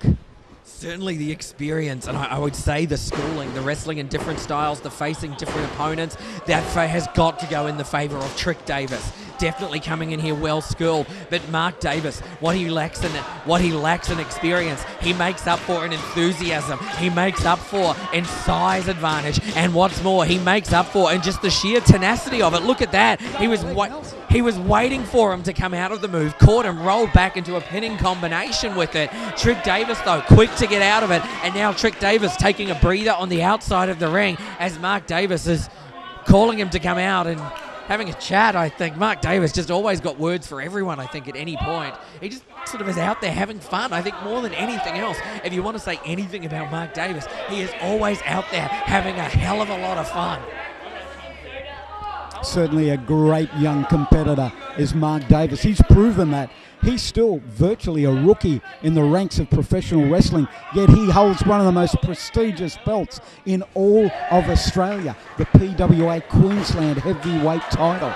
Well, I'm pretty sure, and I mean, my records may be wrong, but I'm fairly sure that Mark Davis actually made his debut at last year's Rise of the Warriors. So he's only been wrestling for about a year. He is now the Queensland champion. And for those of you who saw his match with Shadow Phoenix, a fantastic, fantastic match. And then in fact, at our last show, he won the Queensland title. Look at these guys. Is this like a breakdancing contest out there? Was that a backspin? I think it was possibly the worst backspin I've ever seen, and I think he's now acting like he's a dog that's got worms, and I think he's trying to scratch himself out there, I believe is what we're seeing. Bit of butt scooting all around the ring, Mr. J. I, for one, Ed, when I came here tonight, I did not expect to see that. I did not expect to see that. You'll see everything in PWA Queensland. Both men back to their feet. Neither man can afford to make a mistake. The first mistake made here tonight could see the loser out of the tournament, and the PWAQ Rise of the Warriors tournament will be a thing of the past for that gentleman. Mark flings off Trik, and puts the big shoulder. Look at Mark, just making fun of Trik Davis. He does love wrestling, doesn't he? Mark Davis. But he's one of the best prospects. As I say, he already holds a title. His career is still at a tender stage. You said he's only got a year under his belt. He's a rookie, but he is the Queensland heavyweight champion. What is interesting me, I have to admit, is that in doing that shot like Mark Davis there, that was almost the equivalent of watching Mark Williamson dance. I'm fairly sure that when I saw Mark Williamson dance a couple of shows ago, people, you can check the DVDs, you can double check for me, I reckon he was doing exactly those same moves. Now he spins over, leg over the top, rolls through with them, throws it through. You can see the comedy, you can see that, but now we're seeing definite wrestling. Look at these guys rolling through. Nip up there from Trik Davis as Mark Davis rolls to the outside. Trik Davis in the ring, and the fans show their appreciation for some quick-paced wrestling action. Mark Davis, like I said, he's definitely out there to have fun, but he loves wrestling. He loves the sport. He loves to be a part of it. He is out there. He is out there against an American opponent who has faced many of the top names in this sport. Mark Davis out there with something to prove. Like I said, he's having fun, but in the back of his mind, he knows this is an important match in his young career. He is the Queensland champion. He doesn't want to walk away with a loss after only just winning the belt. The belt might not be on the line here tonight, but for sure, he doesn't want to walk away with a loss on his record, and that was a stomp on the hand. Trik Davis setting him up now, coming over, lands on his feet. Mark Davis runs away, ducks under that clothesline, shot to the side of the head right here in front of us, Ed. Goes to throw him into the ring, reversal, slings him up, bounces on the ropes, come back with that clothesline, runs up back into the ring on the ropes, over again, comes through with that crossbody over the top rope to the floor. Beautiful wrestling from Trik Davis. Outstanding action here at PWA Queensland. Trik Davis, one of the internationals in the PWAQ Rise of the Warriors tournament tonight, and he's showing his class. He rolls Big Mark Davis in under the bottom rope, covers him for the 1 and the 2, but a good kick out by Mark Davis. Trik Davis, though, on top of the action. Looks like he's going to stomp right on that outstretched arm of Mark Davis. Trik Davis, a good young wrestler. He's one of the independent stars in the United States at the moment. And what about that wrist lock drop? Now he's putting, looks like a supine top wrist lock, if you will, putting the pressure on the wrist and the fingers of Mark Davis. Holds him down for a count of 2, but a beautiful wrestler's bridge. And another bridge by Mark Davis. Trik looked to be on the eyes that time, Mr. J. Certainly if it wasn't the eyes, it was very close to it. But either way, we saw him Davis there. We're talking Mark Davis, of course, bridging out of those pinning combinations there. Trik Davis looked like he might have been getting a little upset with it, the fact that he wasn't getting a good chance on those pinning combinations. But once again, going back to that wrist lock combination, Mark Davis firing up there with a couple of shots to the breadbasket. You talk about being our second international prospect out here in this tournament. The first international prospect we've already seen advance, and that was Roger Ventura. It'll be interesting to see where Trik Davis goes ahead. He's come a long way to be a part of this Rise of the Warriors tournament. So obviously, once again, he is first time in Australia. He could make a name for himself here pretty easily, Ed. This is the tournament. This is the, I guess, the example that you can set for all of those around Australia. The other promoters, the other wrestlers, if they want to face him. Look at that beautiful nipper. How perfect was that? Lovely. This is the great 2 count only. This is the greatest tournament in Australian professional wrestling. No doubt whatsoever. As you say, the internationals we have here tonight, Trik Davis, light player Roger Ventura, who put in a sparkling effort to advance into the second round with his win over Champagne Pyro. We have the man from Puerto Rico, Esteban Molina. There is just such great talent.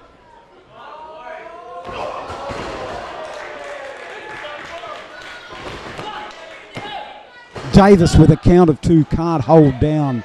That's Trik, can't hold down Mark for the fatal 3 count.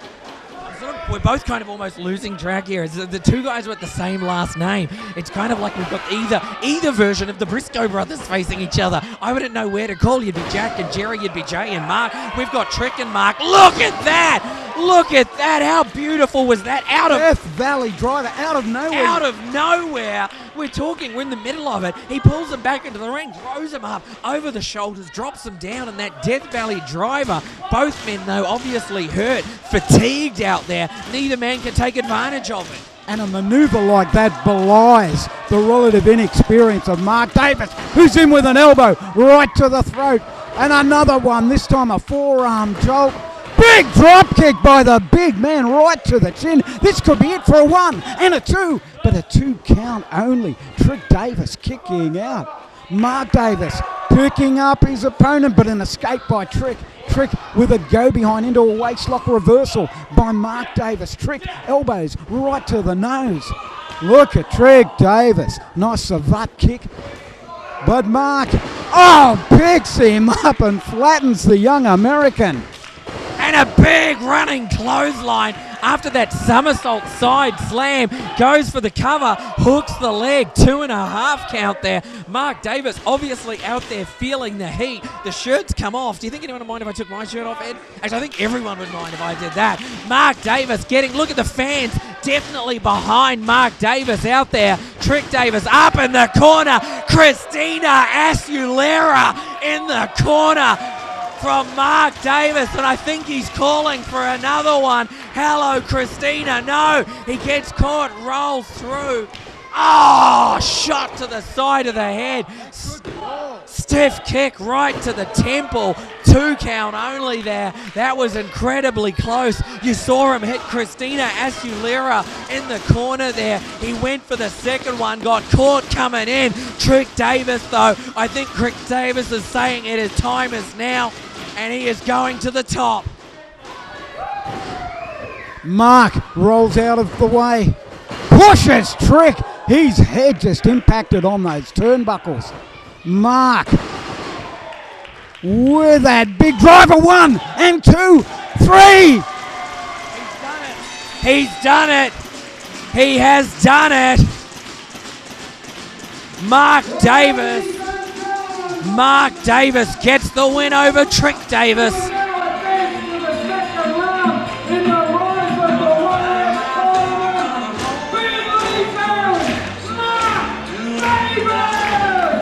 The PWA Queensland champion, Mark Davis, victorious over one of our international entrants here in PWA Queensland. Trik Davis goes down for the Queensland champ.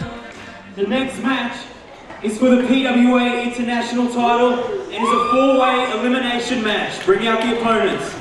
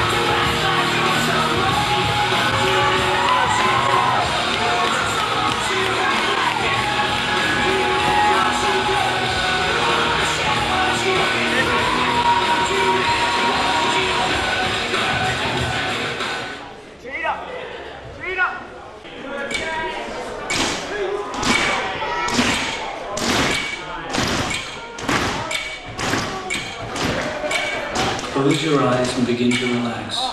Take a deep breath and let it out slowly.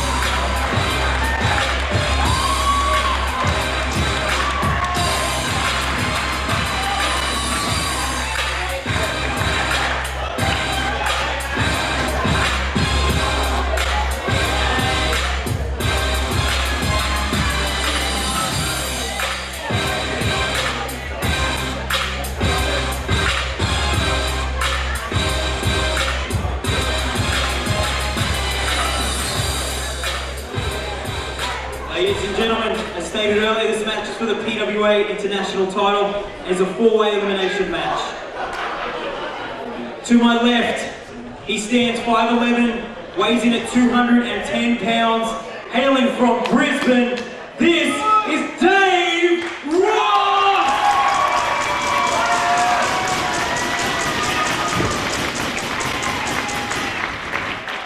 In this corner, we have, yes you, standing 5'7", weighing in at 69 kilos, and hailing from London, England, this is Johnny Gunn!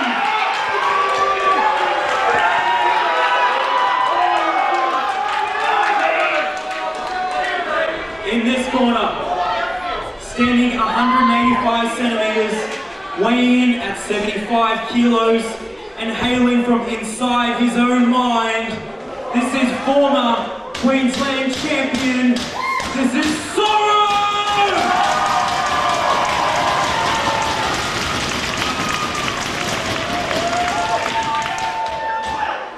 And in this corner, he stands 5'11", weighs in at 190 pounds, and hails from Helensvale. He is the current PWA International Champion. This is Obie Cartel! Obie Cartel, only just one that PWA International title, but he is a man who can definitely get it done in the ring. This is a man with a lot of wrestling experience. He's wrestled all over Australia. Another man with experience in North American wrestling, recently back from a tour of North America and Canada for the second time he's been over there. Obie Cartel was over in America a couple of years ago as well. He's back now. He's wearing the gold, and I believe that Obie Cartel could be as dominant a force in professional wrestling as any man I have seen come this way in a long time. But if there is one man who can stop him, if there is one man who can stand up to him, the man that a lot of people are putting their money on is the man a lot of people are already regarding as a possible future #1 contender, and that man is the lady killer, Dave Ross.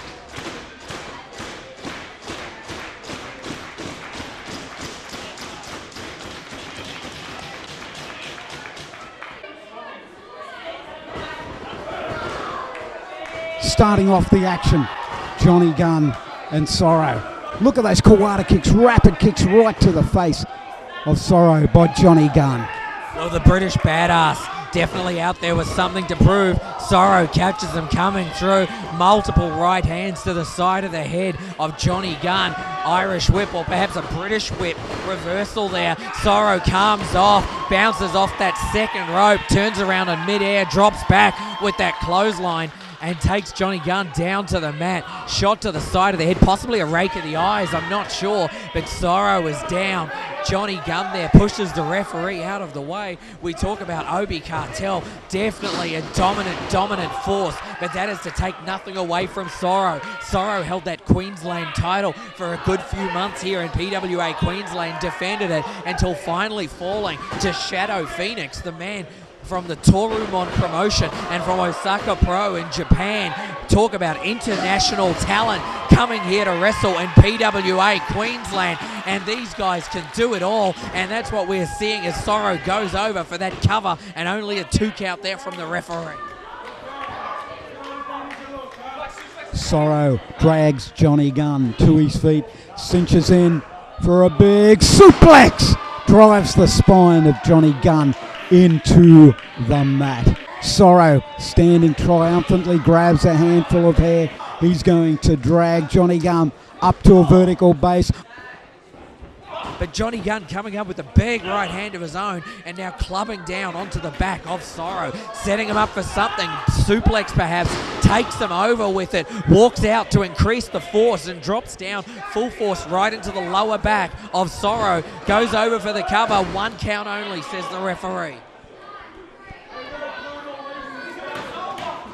Johnny Gunn looking impressive here tonight at the Cleveland Assembly Hall. Secures a front face lock, converts into a body slam, and a Michinoku driver at the very last minute, in for the cover for a 2 count only. Johnny Gunn needs to follow up the advantage very quickly here, Mr. J. Referee did look a little out of position in this one. Referee did look out of position, I will say this much, but Johnny Gunn did not get the 3, and it only counts, as my friend Gorilla used to say, close only counts in horseshoes and hand grenades. And I'll tell you that right now, that was close, but it wasn't close enough. It didn't get the job done, and when it all comes down to it, it can be 2 and 99 100s, and if it doesn't get to 3, it really doesn't matter. It only counts when you get to that 3 count, Ed. Big forearm jolt, blows, both men exchanging blows in center ring. Sorrow coming out the victor in that encounter. Whips Gunn right into the buckles, picks him up. Oh, but Gunn exploded with a big forearm jolt that just floored Sorrow. Johnny Gunn, the smallest man in this match, but look at that nonchalant cover. He'll never hold Sorrow down with that. I was going to say Gunn, smallest competitor in the match, but never judge the man by his size. This young man, Johnny Gunn, is a star in the making, I think you'll agree. It's not the size of the dog in the fight, it's the size of the fight in the dog. Well, I've got my wrestling cliches book right here, Ed. I might bring out a couple more before the night's over. But what we are seeing is breathing time. given to Sorrow, and that we are seeing as a result is a big monster clothesline. One thing we might note though, we've already seen probably about 5 minutes of this match. Neither Obie Cartel nor Dave Ross had been in the match. This is the first tag we have seen. This is an elimination match. This is not a first fall match. I couldn't understand why both of these guys have stayed in the match so long. But now that we see the Lady Killer come in, and now we see the champ, Obie Cartel, the man with cold steel, the man with ice water running through his veins. This man is as much all business, as much of a consummate professional as anyone I have ever seen in a professional wrestling ring. This man is making it his business to wrestle for as many promotions around this country as he can, so he can legitimately say he is the best wrestler in this entire country. I might not respect that what some of the things that he does, but I certainly respect the way that the man can wrestle. Obie Cartel, one of the very best wrestlers in all of Australia today, and he has that international belt to prove just that. Dave Ross with a short arm bar and shoulder lock applied on the international champion. Obie Cartel, who drives a knee deep into the midsection. Whips, no reversal by Dave Ross. Dave Ross cinching in for that beautiful belly-to-belly suplex and that Greco-Roman expertise. He just drove the head of Johnny Gunn into the mat. Gunn in a bad way there. Oh my God, two enormous belly-to-belly throws, Greco-Roman throws, if you will. First, he threw Obie Cartel. Obie Cartel smart enough to get out of the way, get out of dodge, and stay out. Johnny Gunn came through. He got one for his trouble, only his one landed him right on his head. Now we've got Sorrow and Dave Ross in there. I said earlier, the Greco-Roman background of Dave Ross, we saw it on the takedown to start with Obie Cartel. We certainly saw it on those throws. Dave Ross is amazingly strong out there in the ring. You can see the guy is put together. He's got shoulders till tomorrow. The guy just pops his hips and throws, and I don't think there's a man in this company he couldn't move with one of those throws. Face lock applied and a side headlock takedown by Sorrow. Sorrow applying the pressure on Dave Ross. Referee seeing if Ross wants to submit. Ross with a cradle for a 1.5 count only. Sorrow maintaining that tight side headlock. Ross back to a vertical base. Escapes with a twisting wrist lock into a hammerlock. Dave Ross just putting the pressure, and that's a hold that you don't learn in Greco-Roman wrestling. A hammerlock, a wrist lock, and I can see that Dave Ross has mastered the art of professional wrestling already. Well, let's look at the size of Dave Ross. Look at the strength, look at the shoulders, look at the arms, look at the legs. The guy has almost perfect balance. That's from the Greco-Roman training. Neck strength, back strength. This guy, like I said, he is a guy that can do it all out there as well, which is why there's a lot of people out there, a lot of people in the audience that believe Dave Ross could be the first big contender, the first big new contender for the international title of Obie Cartel. Without doubt, Mason Childs, look at that double clothesline. Both men go down. Without doubt, I'm sure Mason Childs will call in his rematch clause at some point. But if he doesn't win it back, and even if he does win it back, this man, Dave Ross, has got to be waiting in the wings to face whoever ends up with that international title around his waist, because Dave Ross is a star in the making. He is a man, he is a star already in PWA Queensland, but I'll tell you right now, the world is this man's oyster. Dave Ross and Sorrow just duking it out in centre ring. Big punches by both men. Blocks.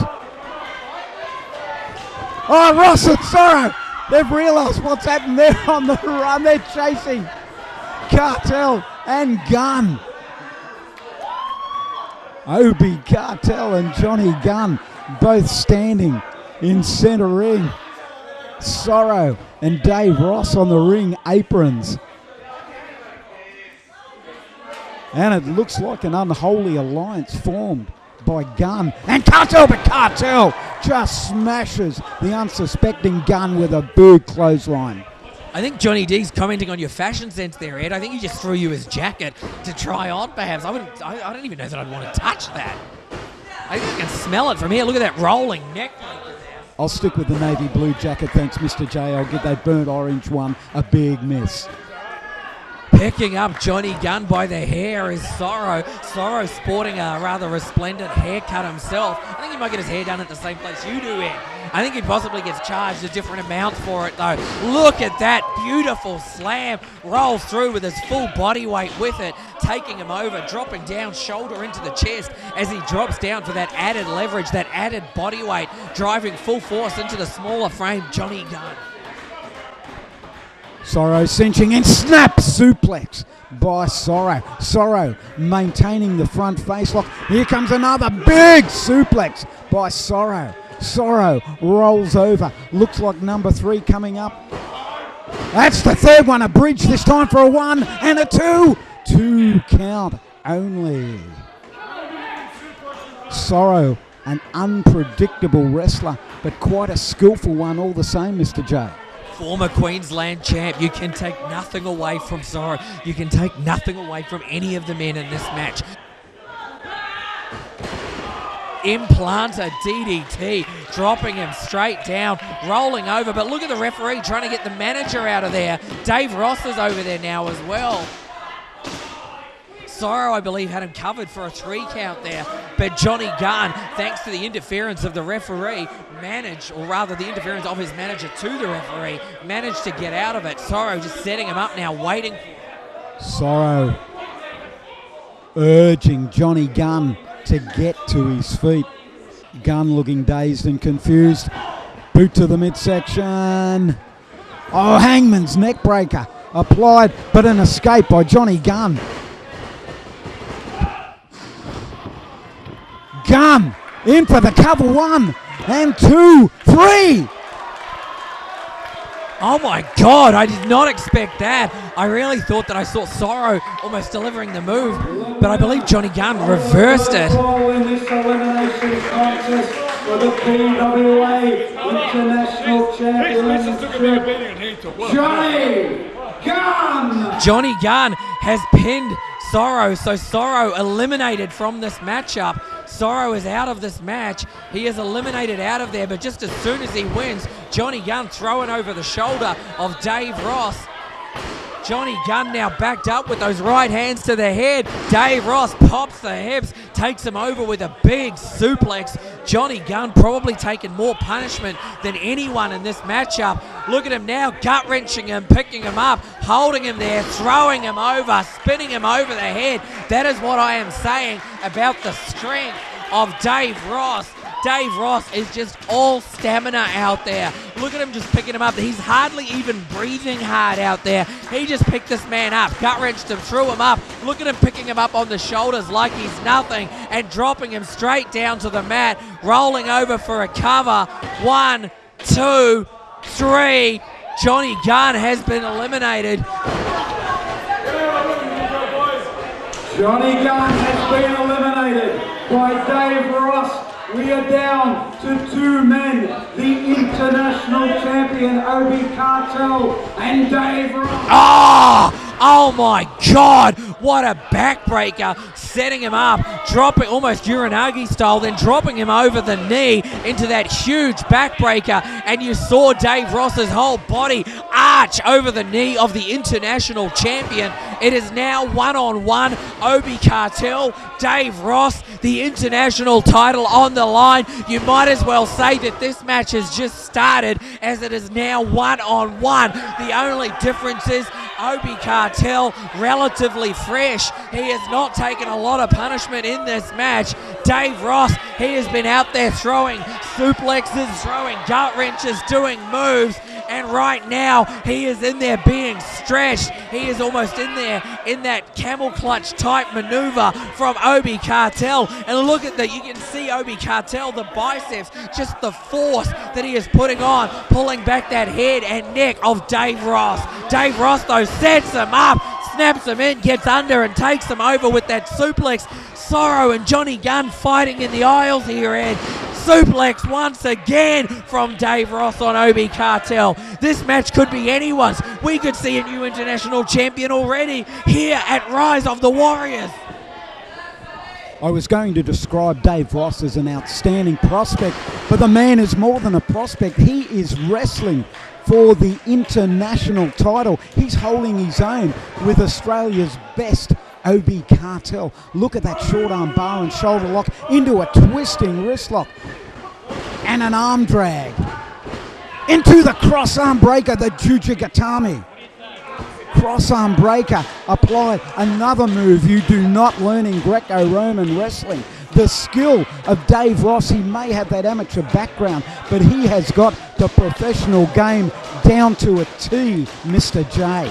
Obie Cartel, though, ring general, knows where he is at any time. Obie Cartel managed to take that, which was almost a pinning position on himself, managed to roll through with the body weight, roll up Dave Ross and almost get a pinning combination there for himself. But Dave Ross obviously working on that left arm and shoulder now of Obie Cartel, trying to take away that arm, and obviously if he can take away that, that'll limit any number of maneuvers. Obie Cartel knows a lot of maneuvers, knows a lot of wrestling holds, but if he only has one arm, he certainly can't put many of them on to full effect. Irish whip off, catches him coming through, spins around, and look at the force on that spine buster, Ed. But you see when he landed holding that shoulder, holding that arm, still favouring it. He took it down. He did the offensive move, but he came down favouring the arm. Dave Ross has definitely done damage to that left arm and shoulder of Obie Cartel. To what level, I have no idea, but it's obviously showing on the pain etched on the face of Obie. I spoke to Obie Cartel before this show started. He forbid me to tell anybody, but I'm here to say in the main event that Obie Cartel has a broken wrist. He has a broken bone in that wrist. Oh, look at Dave Ross taking him up on the shoulders, spinning round, dropping it. Referee distracted once again. An inverted TKO indeed. But look at this. Once again, the referee is distracted. Just as Dave Ross could have been winning that international title, he had Obie Cartel covered. Obie Cartel has taken a pounding. He has taken a pounding. He is out there wrestling injured, as you have said, Ed. But look at this. Low blow. Obie Cartel will do anything to hold on to that international title. Rolls him back. 2, 3. Handful of tights. Handful of tights. Ladies and gentlemen, boys and girls, the winner and still PWA International Heavyweight Champion, Obie Cartel! This is the main event and a first round qualifier for the Rise of the Warriors tournament. Please bring out the opponents.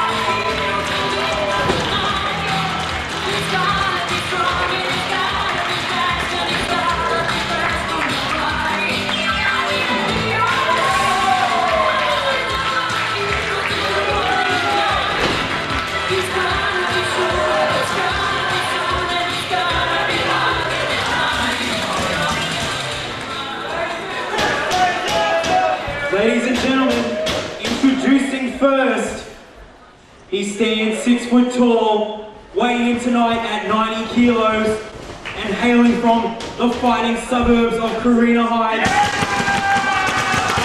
He is the former PWA International Champion. This is Mason Child!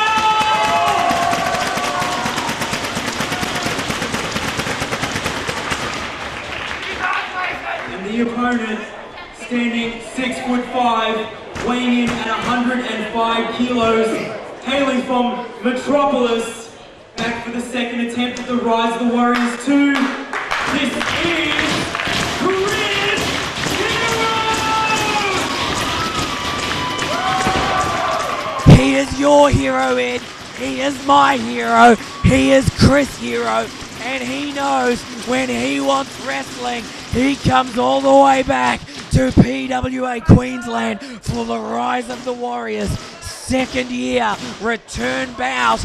He asked for it in a first round matchup and he got it. It is the former PWA International Champion Mason Child, the man who beat Chris Hero for that title about a year ago. Now Chris Hero is back, I guess, to try and return the favor. Either way, it is one-on-one in our main event and also a first match, first round for the tournament here at the Rise of the Warriors.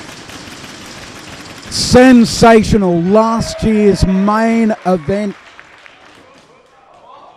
And tonight's main event, last year's final indeed. That only one of these men, quite obviously, can advance in the tournament. We're seeing this match. First round action, just incredible. Both men lock up collar and elbow style. Jockeying for position.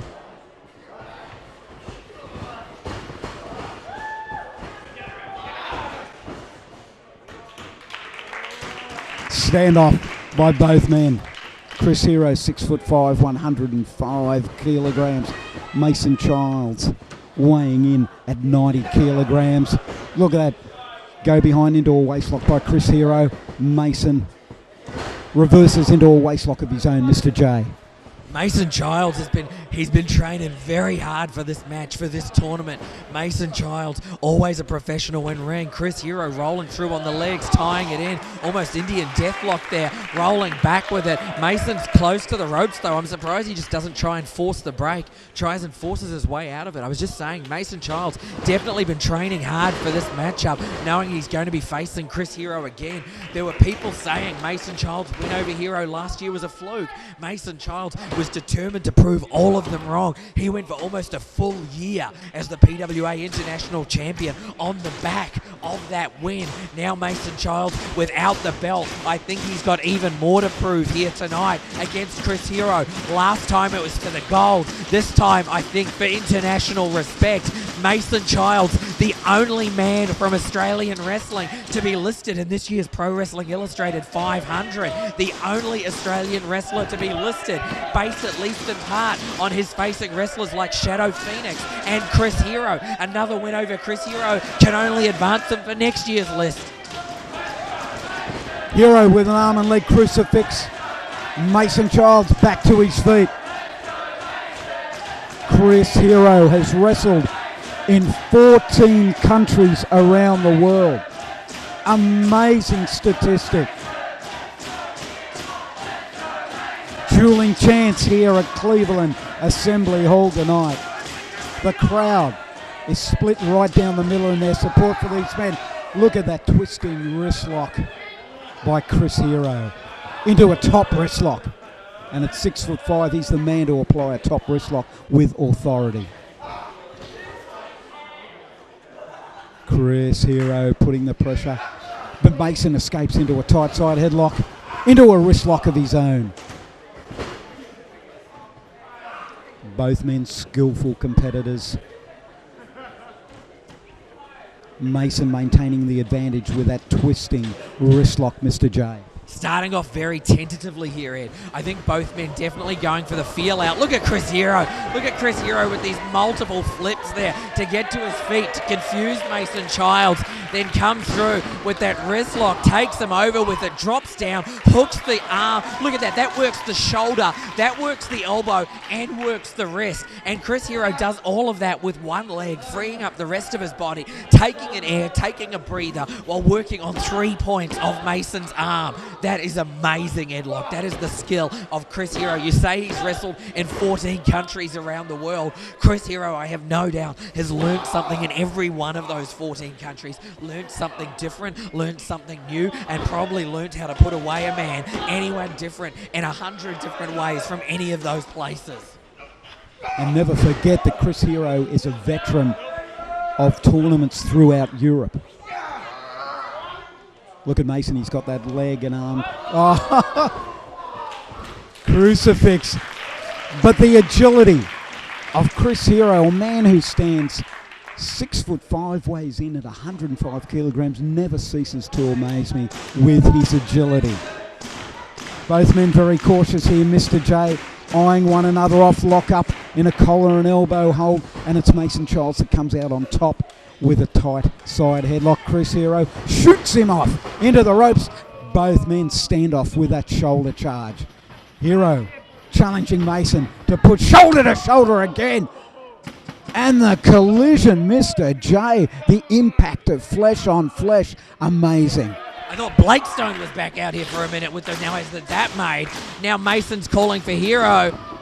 Mason went for the leg lariat there. Hero blocked it, threw it off. Hero there for the leapfrog. Mason holds on, goes the ducks under, runs the ropes. Hero just moves out of the way there, stands to the side as Mason runs the ropes. Hero's just standing there looking on, and there we go. Now Mason's doing, I guess, a bit of what's good for the goose and good for the gander there, and doing a bit of the Hero strut there, Ed. Sit back down. Stop doing that, Ed.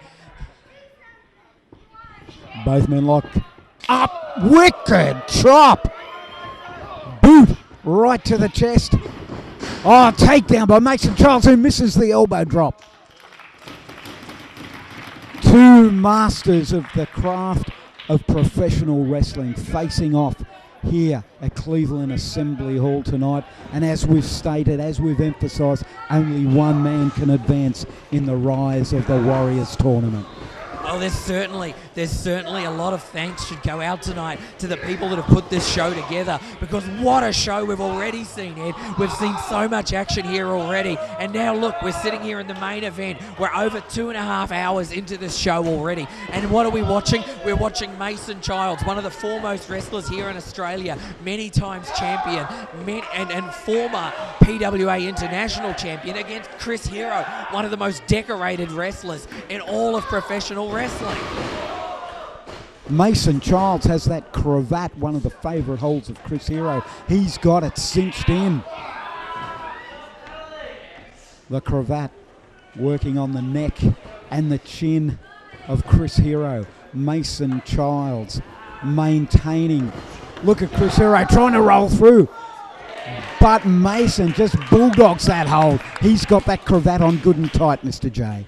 Chris Hero got nowhere to go at the moment. Mason Childs has it locked in. We saw Mason do the strut before. Now we're seeing Mason put on one of the moves. I think Mason is almost serving notice here. I think Mason is trying to say that I won't say that he owns Chris Hero, but he's basically showing him. He's saying, hey, he's saying the last time we fought, I beat you. That is what Mason Childs is saying. He sends Chris Hero to the outside.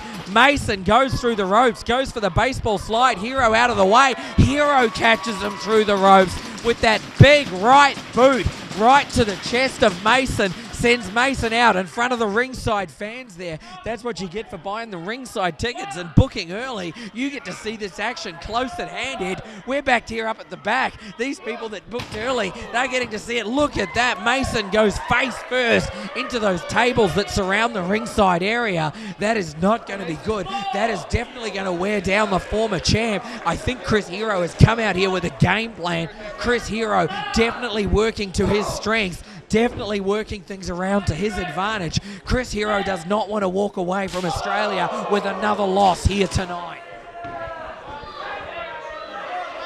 Chris Hero on top of the action here at Cleveland tonight. Oh, just vaults over the top rope and stomps the back of the neck of Mason Childs. Chris Hero in for a somewhat nonchalant cover.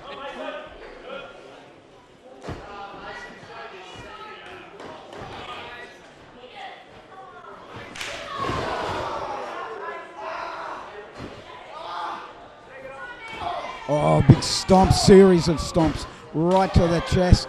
And a big forearm in for the cover goes Chris Hero for a 1 and a 2, but a kick out by Mason Childs. I believe he's trying to stop Mason Childs from getting his breath back. First he leaned on him with that full body weight, driving the breath out of him. Now he's doing those multiple stomps to the lungs of Mason Childs. Sure, it's to the chest, but it's also the lungs, pushing the air out of him. And you know as well as I do, both of these guys expending a lot of energy out there. It is hot, hot, hot out on that ring, Ed. And these guys, Mason Childs is going to be gasping for air, trying to get his air back, and Chris Hero is doing everything he can to stop him. Look at that, Mason went for the boot, Hero swiped it away, and in the same movement rolled around and connected with that shot to the side of the head on Mason Childs. He has definitely got things going his way right now.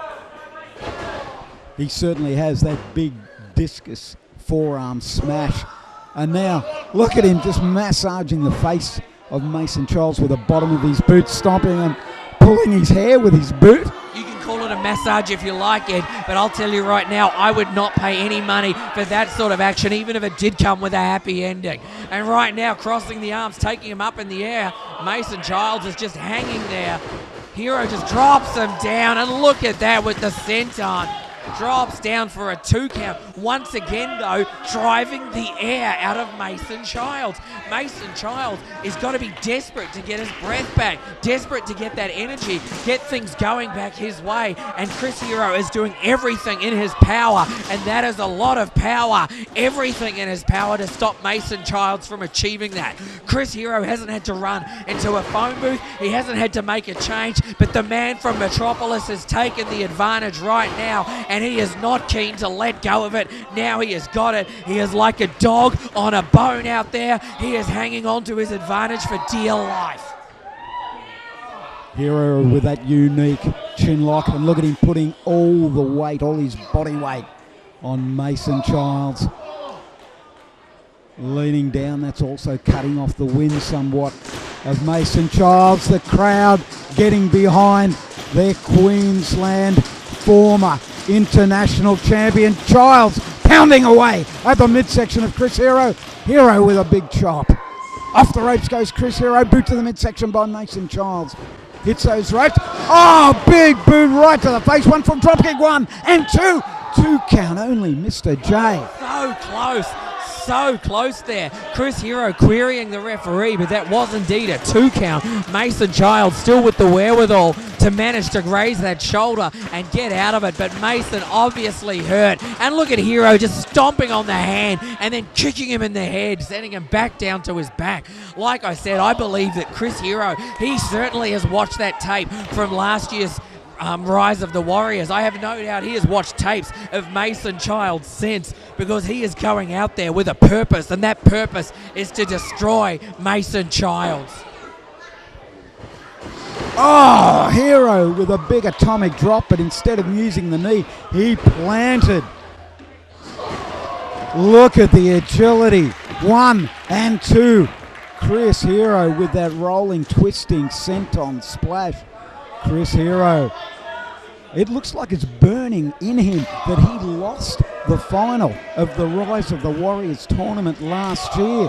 He's a man on a mission, chopping away, slapping away, clubbing away at the fallen Mason Childs. In for the cover for a 1 and a 2, but a good kick out by Mason. Well, Mason Childs, a year ago, an incredibly well-known wrestler in the Australian venues and the Australian avenue of professional wrestling, but not known on a world stage, certainly. Mason Childs pins Chris Hero on his way to winning the PWA International title. He pins Chris Hero. Chris Hero was pinned by a man not known to the general wrestling populace of the world. That has got to get on Chris Hero's wick, for the want of a better term. That has got to have burned with him for almost a year. Now he gets the chance for revenge, and at this stage, it is looking like he is doing everything in his power to do just that. He is trying to take Mason Childs apart. He is after the win, sure. He is after the win. He wants to win the tournament. Chris Hero, a veteran of many tournaments. He fought a tournament in Germany about a year or so ago. He's fought in tournaments around America, and now he's back here at the Rise of the Warriors to listen to that chop. But Chris Hero, he is out here with another purpose as well, and that other purpose is to take apart. Listen to that. Do you hear that? That's what we're talking about. He is taking apart Mason Childs out there. He shouts, do you remember last year? He says, this is my year. Your year or your night. He says that is not your year or your night, Mason. And listen to him just take him apart piece by piece. He has taken him apart like a jigsaw puzzle, as it says page 103 in my cliches book, Ed. Mason Childs with that roll through into a crucifix 1 and 2. Childs with a boot right to the head of Chris Hero. We're seeing the vicious side of Chris Hero tonight, but Mason Childs is proving that he has the heart of a warrior. Don't discount Mason Childs, the man who held the PWA International Heavyweight title for 11 months, almost 1 year. Both men back to their feet. Oh! Wicked chops by Mason. Oh, stinging chops by both men. Oh! Both men chopping the crap out of each other, Mr. J. And there's the Irish whip reversal. Huge clothesline off the whip by Mason Childs. Mason backs him up again, throws him off into the corner, runs through with a flying clothesline. Hero stumbles out of the corner. Mason sets him up. Northern Light suplex. Bridges back with it. Hero comes up with the shot to the midsection there to break it. Mason bounces off the ropes, drops down with that power elbow, Muta style, if you will. Comes down now and drops the knee. This is a combination Mason Childs used to use a lot. Haven't seen it a great deal lately. He's bringing it out, perhaps going what brought him to the game in the first place. This is what won the tournament for him last year, perhaps going back to some of it. Mason crossing behind and dropping back down with it. He's got the legs. Oh, 2 count only. He had the legs. Grapevine back there holding on to them. Hero with enough wherewithal to get by it. But things have turned around and are coming back to the way of Mason Childs now. Childs looks like he's trying to cinch in the dragon necklock, but an escape. Chris Hero back to his feet, but slumped in the corner. Childs on him like a terrier, trying to whip Chris Hero into the opposite buckles, but Hero reversal.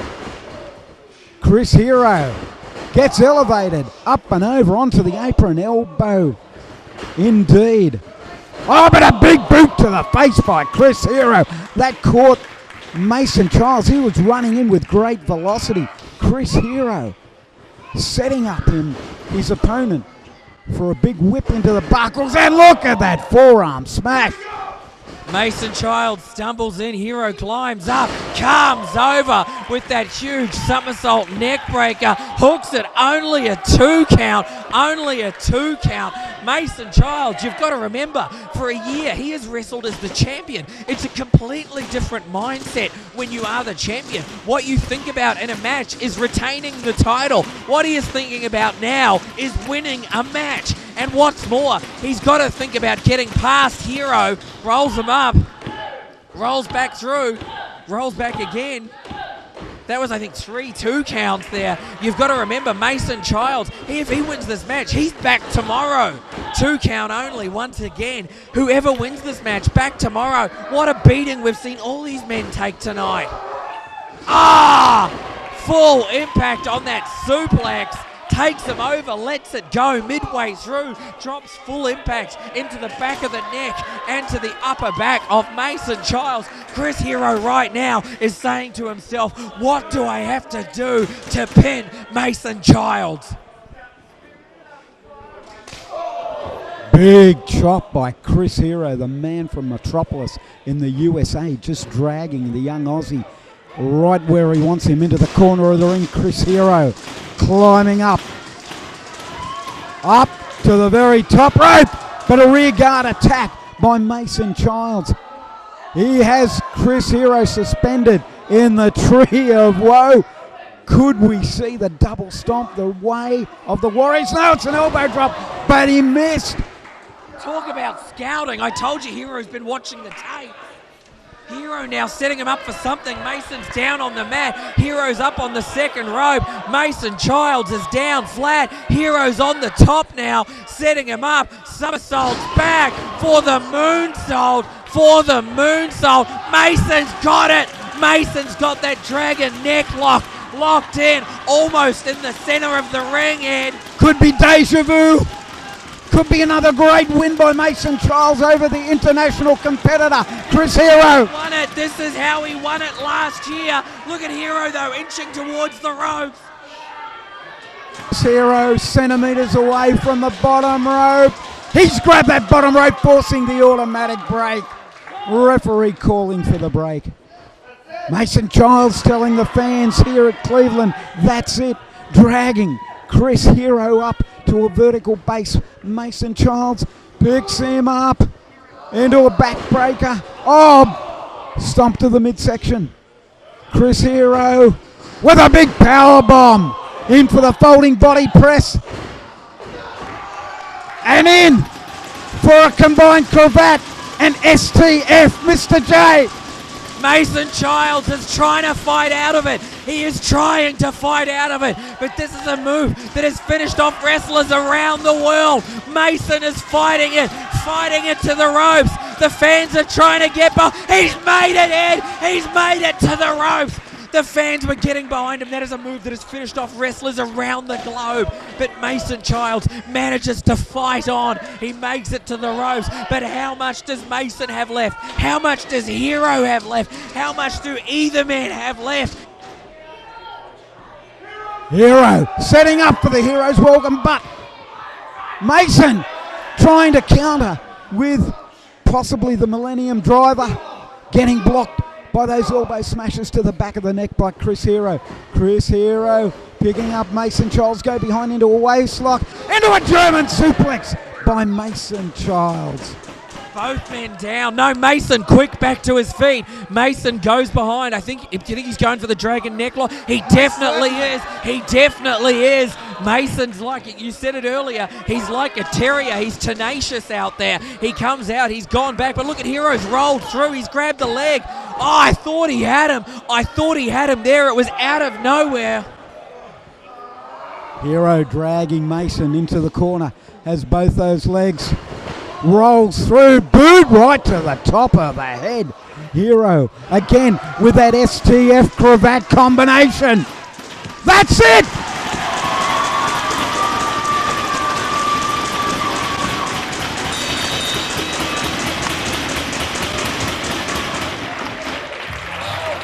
Ladies and gentlemen, girls and boys, your winner of the main event and the man who will progress into the second round of the Rise of the World Tournament from Metropolis in the USA,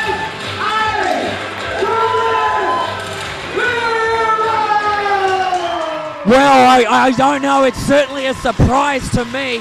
The man who went all the way, who won last year's Rise of the Warriors tournament, the man who won the Rise of the Warriors tournament last year, the man who for almost a year has been the PWA International Champion, Mason Childs, has been taken out of the Rise of the Warriors tournament too.